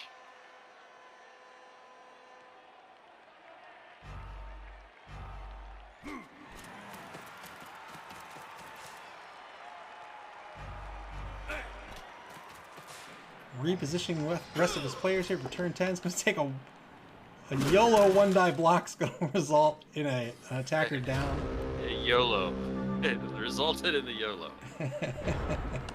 Turn 11 begins here. WDM looking to get something going on offense. Ball carrier moves forward. He looks like he's going to set up a cage at center pitch. Good GFI.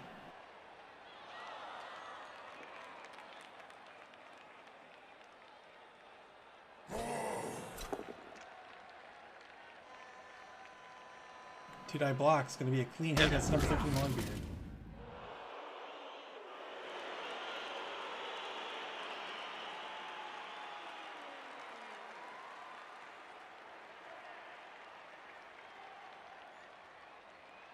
Minute 30 left in turn 11. Yeah, let's see what kind of offense he can put together with this. He's got a cage, but not even a full one, and nothing else right now. Yeah, he's really at risk here. That back corner of the cage is not safe. Stand up blitz with the Minotaur. It's going to result in a push. Frenzy follow up. And this time it works out. This is with Mighty Blow and Claws, but still doesn't get anything out of it. horns on the blitz. Got a stun at least. Yes, indeed, and with horns.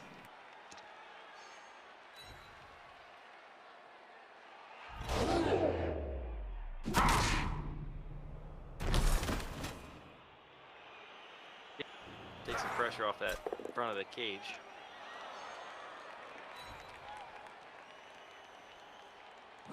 Ten cast warrior. Oh, of course, is going to stay put. He needs to stay at the. He needs to stay in that cage.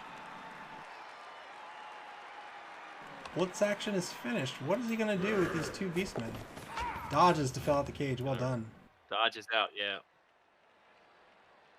That's the only option he really had. I think you're right. Good foul. That would be bad. But He could.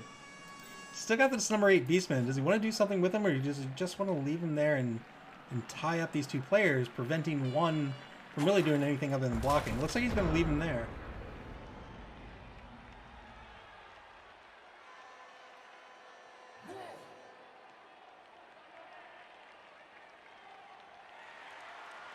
And 11 for the Winey Bevers.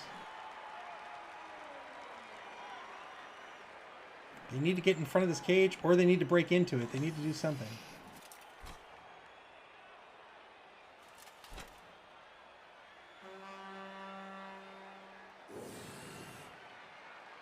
yeah, the cage is in a pretty good position just to move downfield and leave those guys behind them.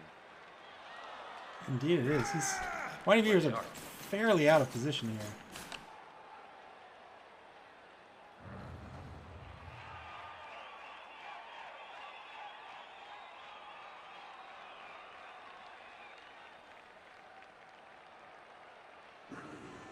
Merrick carefully considering his options.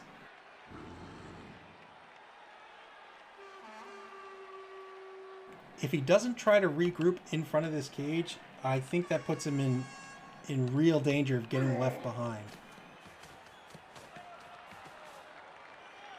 Oh yeah, he has to get. At this point, he's looking to get there next turn. I don't think he can even get there. Maybe Wow. pressure on the back corner here. Yeah, he's gonna go take a block on the back corner of the cage. It's gonna work out. Oh, and he gets an injury. Ooh, that's +2. Wow. There's no saving that. Wow. 2-man player advantage. The thing to keep in mind here is now that he's forcing the dodge, but remember, this dodge is still positive. It's only a negative dodge if he dodges into a tackle zone.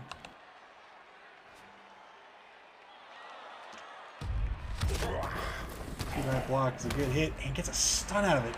That is an excellent stun. Just Yeah, like don't that. Have enough guys.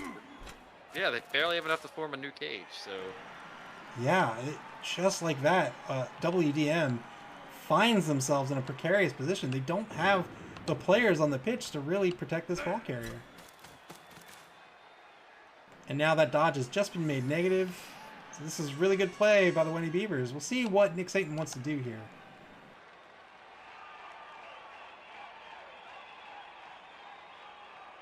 Let's check the backfield. Let's make sure there's no Dougs lying in the backfield.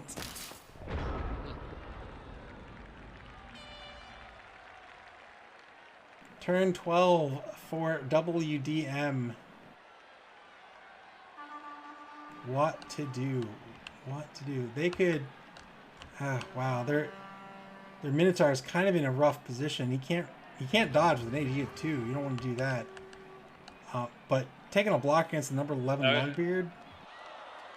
Maybe that's what he does. Maybe he takes the block against the number 11 Longbeard, then he takes a 2-die block against the 13 Longbeard, and tries to start moving to the right. it's like that.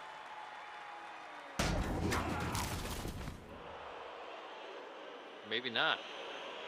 Stand firm prevented the Longbeard from moving back on the hit. Wow, not a time. Not a time to that's fail that terrible. wild animal roll. No, he has no tackle zones now either. He'd just be run right around. That's Two-die block on the left-hand side of the line against the number 14 Longbeard. That'll be a push. Trying to get tackle zones off that ball carrier. Positive. It does indeed. Got a blitz here on the corner to reestablish the cage. Well done. Gets a dodge push out of it, but now that frees up the ball carrier. What to do with him?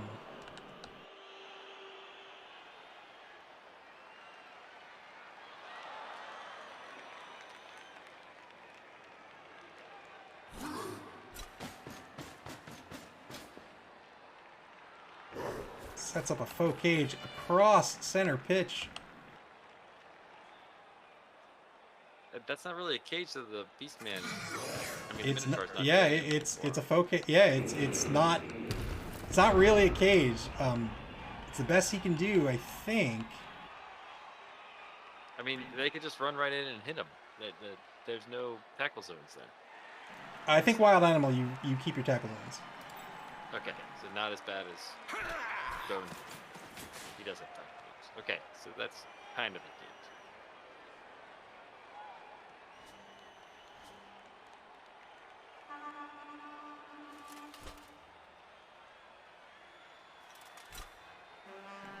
Standing up players. He's gonna take marks.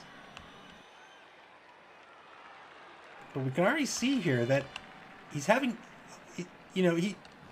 Merrick and the Winey Beavers has a two-man player advantage, but he's got 3 players that are in danger of just being left behind here, and they got to spend all their MA just to get back in the action. They can move up and mark the back of the cage, forcing dodges to move the cage up. But could the guy he just stood up, what is that, the number? Couldn't he have just blitzed on the stand and hit the ball? The number 13. It would have been uphill block. Two-die block on the number 4 Beastman behind the cage. It's going to result in a push or a both standing result. He takes the both standing result.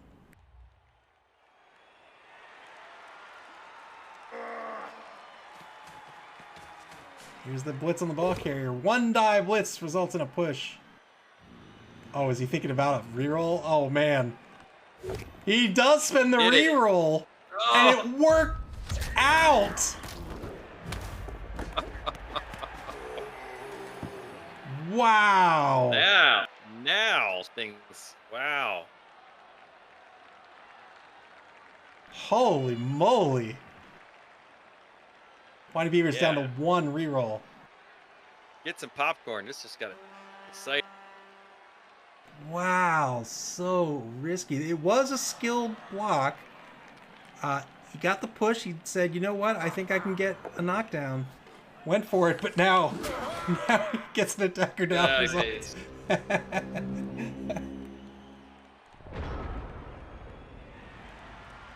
Oh, Blood Bowl, how we love you. Final quarter of play here, provided we don't go into overtime. Turn 13 for WDM.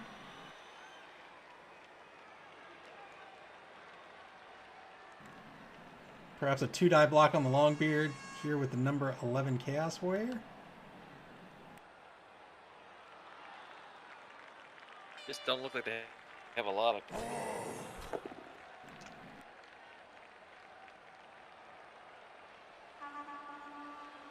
Hank the Ranger says the frenzy would put him in a bad spot. Yeah, it would.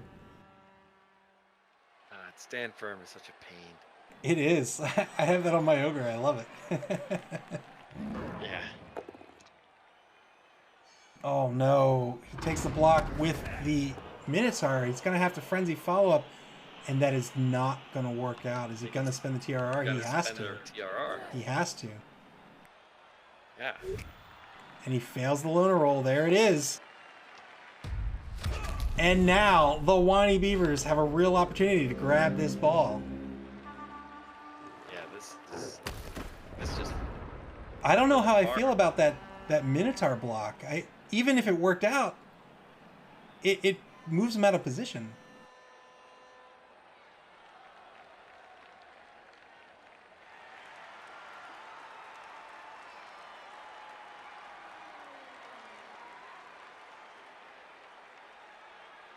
Turn 13 for the Winey Beavers. They're gonna set up here to try to get after this ball.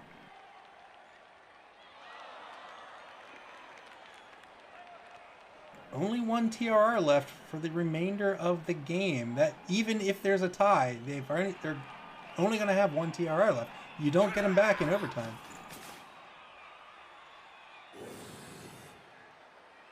Might try to take a one-dive block. He needs to move up too. Again, he's in about the same position he was last half. Got 4 turns to get to the end zone. Yeah, I think you're right. He's going to need to figure out something here to get some momentum and start pushing this ball forward. 2-dive block on the right-hand side of the faux cage. It's going to result in a push. He spends the reroll, gets the hit, but now he has no rerolls left for the entire game. Yeah, I don't know about that. Maybe I don't understand the importance of that block. That seems like... Yeah, I'm not sure either. Gets a tackle zone on the ball carrier.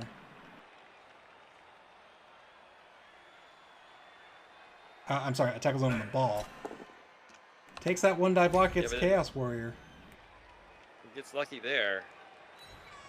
Yeah, the tackle skill will negate the dodge ability. 2 tackle zones on the ball now. Who picks up this ball? Who indeed? Who does pick up this ball? Arrel is really not in a position to go after this ball. He still has a blitz on the table. I don't know how he plans to use it, but Arrel, number 8 runner, is way out of position.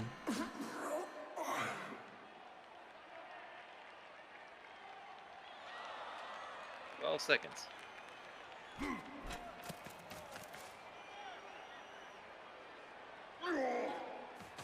Going after the ball, getting greedy. Failed the pickup.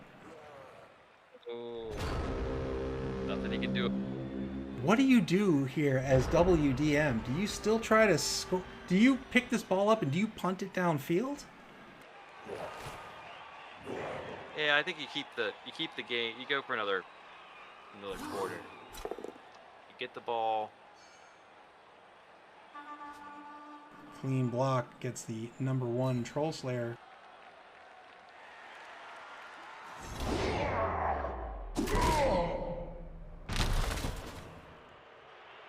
Doesn't follow up.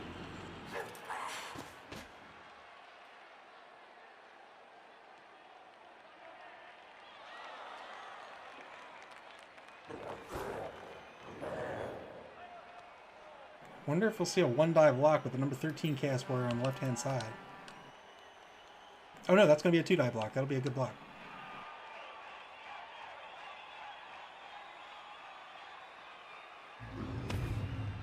Blitz with the Minotaur. Wow.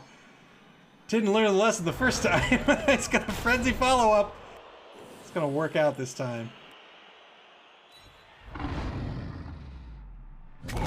Ooh, it really worked out. Gets an injury. Well done. Badly hurt. That brings the player advantage down to 1.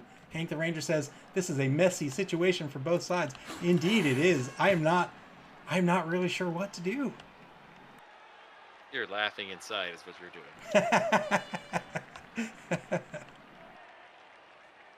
You're thinking, wow.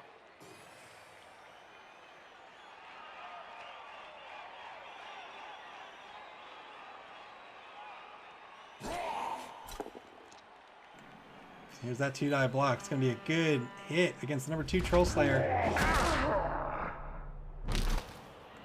And I think he goes after this ball at this point. With who? Oh yeah, with no one would be who he goes after the ball. There's a lot of dodging for that. Oh, he got out. Oh. Now he's going to probably do something with that Beastman. Yeah, run him downfield.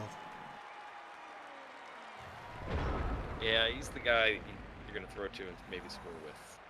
Turn 14 for the Winey Bevers. Both teams have some decisions to make here. How much do you risk to go all in on offense? How much do you risk to pull back on defense?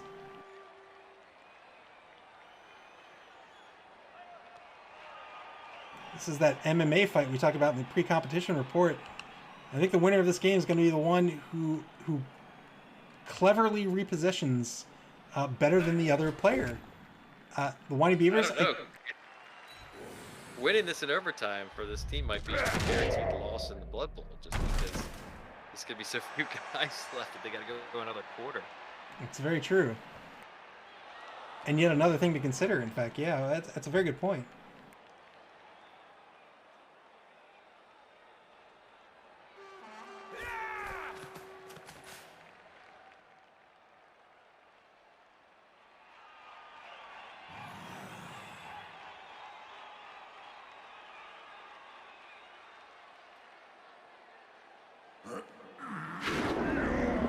Two-die Dauntless Blitz against the number 10 Chaos Warrior is going to result in a push. Frenzy follow-up, also a push.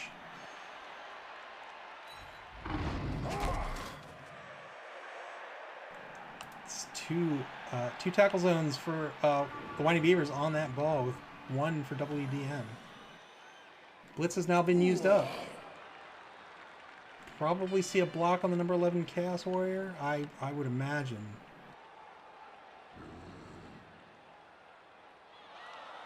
Maybe try and free somebody up to get that ball. Yeah, I don't, if he does go after the ball, I don't know how he protects it.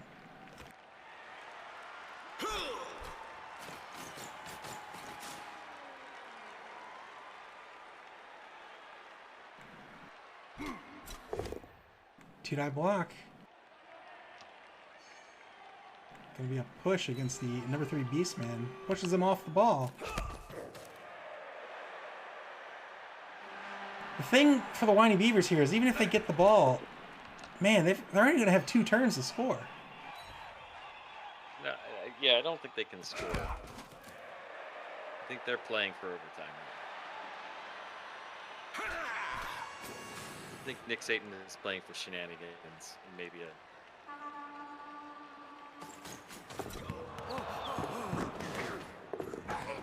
Oh, that just, oh.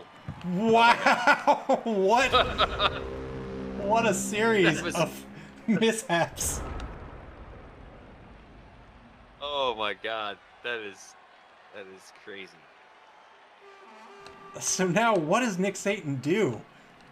Does he pull these players that are on the right-hand side back in front of the ball?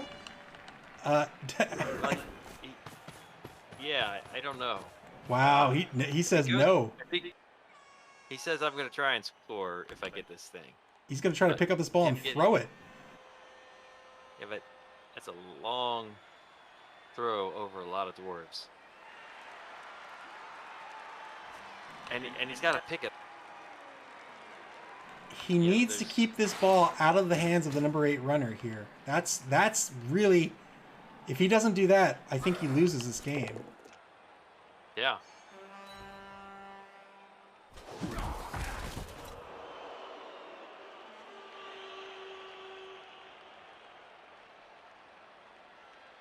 Surprised he didn't follow that up to get a tackle zone on the ball. Yeah, interesting decision. Wow, double skulls. Oh. Spend it. Gets a dodge push out of it.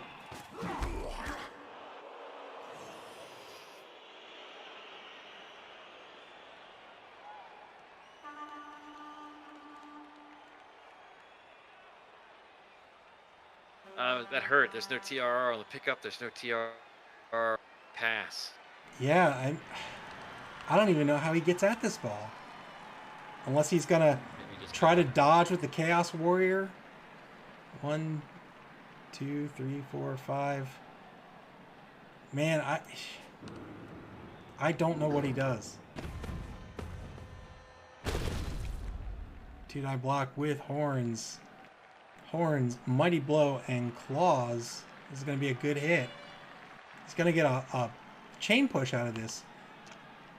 Is he going to try to push his player onto the ball? Onto the ball? Yeah, he decides not to. Gets a frenzy follow-up.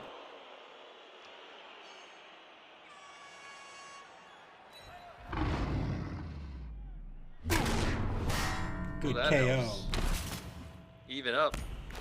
Player counts all tied up.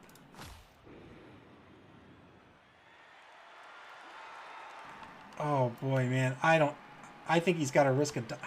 I think he's got to risk a dodge, maybe with this number 3 Beast Man. I don't know. He's got to keep that ball out of the hands of number 8. He should probably. No, he's blocking his way out. He's not.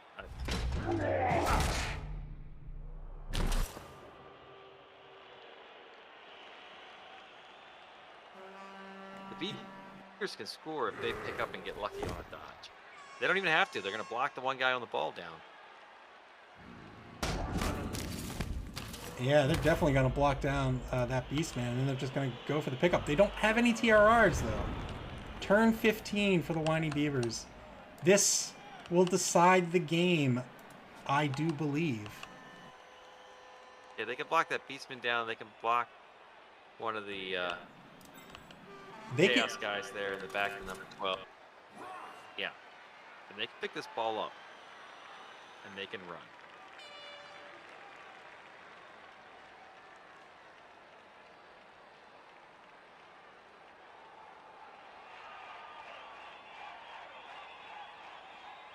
Merrick deciding carefully what to do. The order of action's critically important as there are no rerolls left. Yeah, he gets no second chance. Neither team really wants this to go to overtime because of the sweltering heat.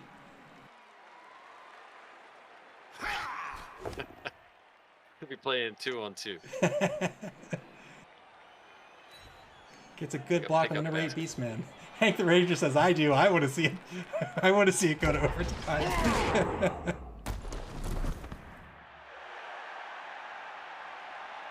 He's freed up Arrowell. If Arrowell can pick this ball up, he does not. Oh my! Oh, he's missing those 6 TRRs. And now the Winey Bevers cannot score. Walmart Death Machine can score if they can get on this ball. Oh my gosh. These are where the coaching decisions come back to haunt you. Indeed. And remember, if this does go to overtime, Merrick is going to have no team rerolls.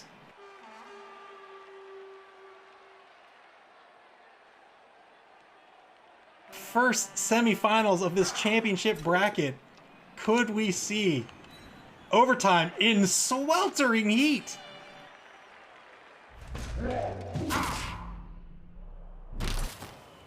Good block by the number 12 Chaos Warrior against the number 11 Longbeard. Who picks this ball up? Or is he just playing for injuries? He might just be playing for injuries. I don't know if that's a... I think he... Man, I think he really should go after this ball because it is a gamble on what the heat's going to do to these players. Yeah, but I'm looking forward to seeing it. I am too. He's going to blitz down Arrowell, the runner. He's going to get a push. He's going to stay put and then probably pick this... Well, no, he can't pick up the ball because he needs to throw it.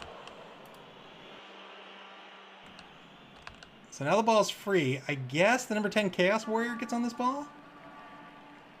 Yeah, I guess.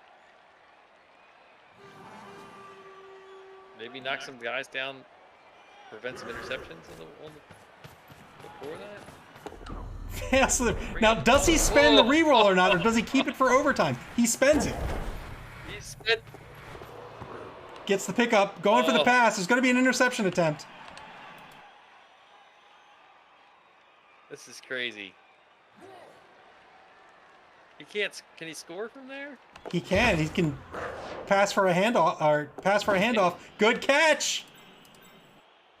There it comes. Here comes the handoff. And that's it. That's gonna do it. Walmart Death Machine is gonna win this semifinal. There's one turn left.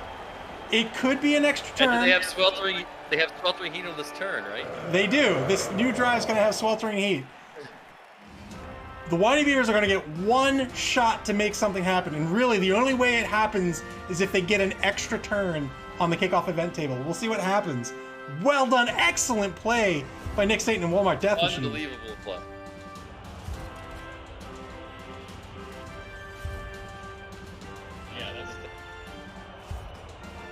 And nobody comes back onto the pitch. We'll see how many leave the pitch. Oh no! Nope. Walmart Death Machine has lost 3 players to the Heat. The Winey Beavers have lost 1. It's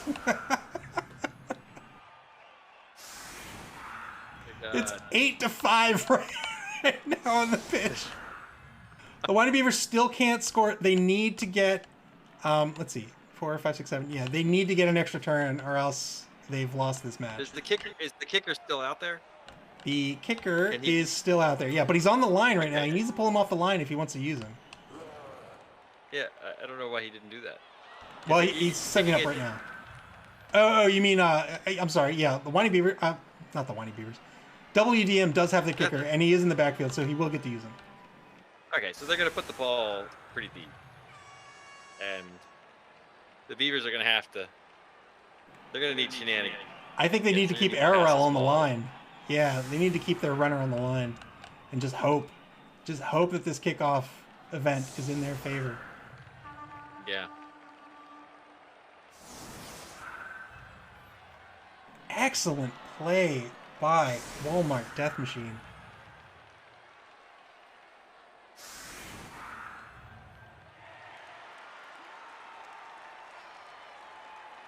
With no rerolls. With no rerolls. Amazing.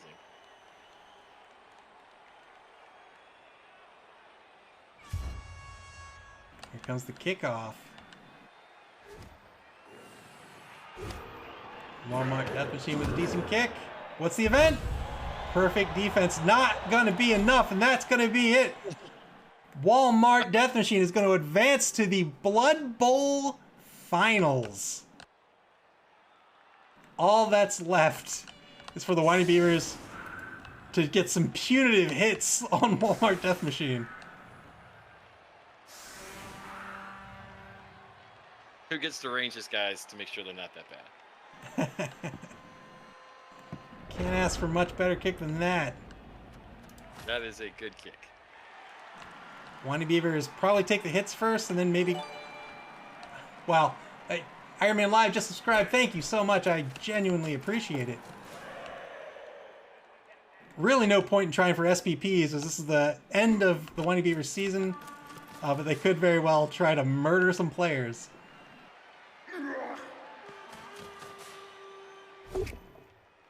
Two-dive block's going to result in a push. Nothing from this first block. Well, friendly follow-up. Still nothing out of it.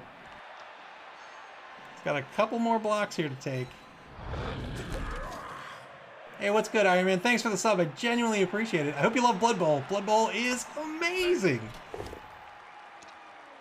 Two-dive block's going to result in a good, clean hit against the number 8 Beastman. Gets nothing out of it. One last block to take. Two-dive block, clean hit. Any injuries? Nothing. And that's going to do it. Walmart Death Machine advances to the Blood Bowl. Wow! There's a foul on the board.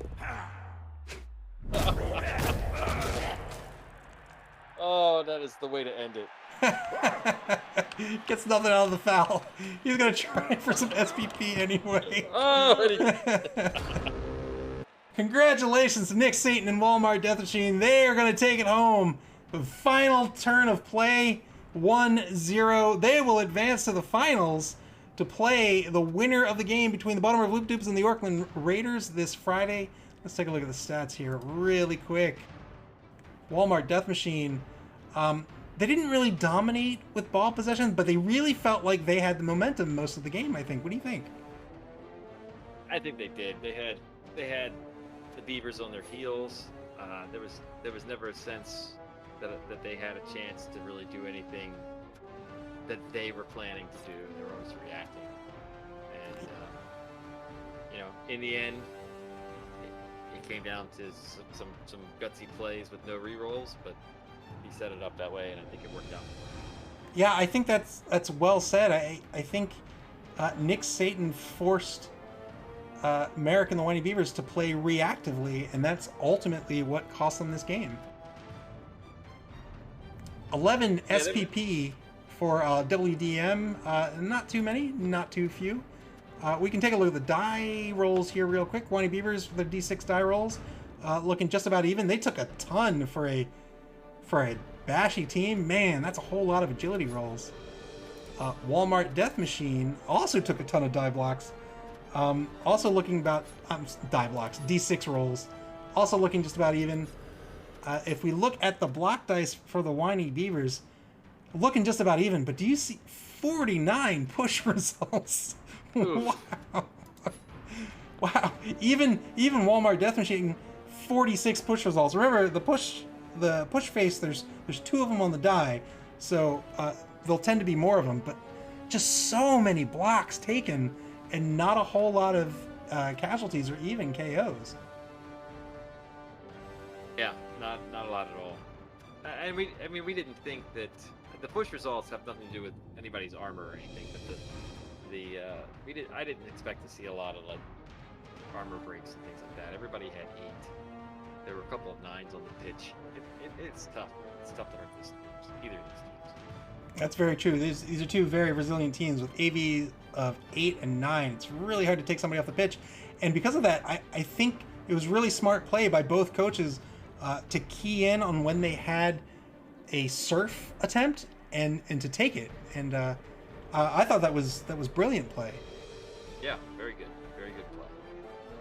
All right, But that's in the good. end, I think the decision to lower the number of team rerolls to save on inducements might have hurt the Bevers. Yeah, I think you might be right. You know what? He found himself a couple of times in this game lacking rerolls. I think maybe if he kept that reroll, things could have played out differently. Even keeping his cheerleaders and coach assistants, which are things I don't typically really value highly, but that Right. could have changed things in his favor on the kickoff event table as well. Yeah, he was. I think he reacted to what he saw in the last season, and maybe he overreacted. Yeah, well, unfortunately, that is going to be it for the Winey Bevers. Well done. A great showing all season long by Merrick and the Winey Bevers. They have been a resilient team, a fantastic team. Again, they were Chaos Cup champions. They made the bracket in Spike Magazine Trophy. Always fun to watch their games. Always fun to see them level up into obscene levels. Congratulations to Merrick and all he's accomplished in this season. I can't wait to see what he takes next season. Rumor has it he's going to take an Elven team. Wow, that would be a change. That'll be quite a change. Congratulations to Nick Satan to advance. We'll take one last look at the bracket before we leave tonight. So, Walmart Death Machine's advancing to the finals. Our next game will be up on Friday. We'll look at the schedule real quick here. That's going to be against between the Baltimore of Loopadoops, who are the Spike Magazine Trophy champions, and the Dungeon Bowl champions, the Oakland Raiders, coached by Wenger. Baltimore of Loopadoops won home field advantage. Nobody actually has any stadium upgrades, so doesn't make too much of a difference. But I will love to see this game play out in KFC is greater than Popeye Stadium myself. Let's see what the schedule is real quick before we leave. Let's see what the schedule is. Oakland Raiders at Baltimore of Loopadoops is going to take place this Friday, June 4th at 7 p.m. Eastern Daylight Time. That'll be a live stream. All 4 games in the Blood Bowl will be a live stream. The stream will go live 25 minutes before game time, and pregame starts 10 minutes before game time. Malik, thanks for joining me tonight. It was a pleasure. What a fantastic game to watch. It was fun. Thanks for having me. All right. Look forward to the rest of the games, and good luck on your game Friday. Thank you very much. And I hope I see all of you back here again on Friday, June 4th at 7 p.m. for the second semifinal match here in the Mid-Atlantic Mauling League first ever championship competition, the Blood Bowl. Hope you had fun, guys. Thanks for watching. Always appreciated. And we'll see you back here on Friday. Take care and have a great night, ladies and gentlemen.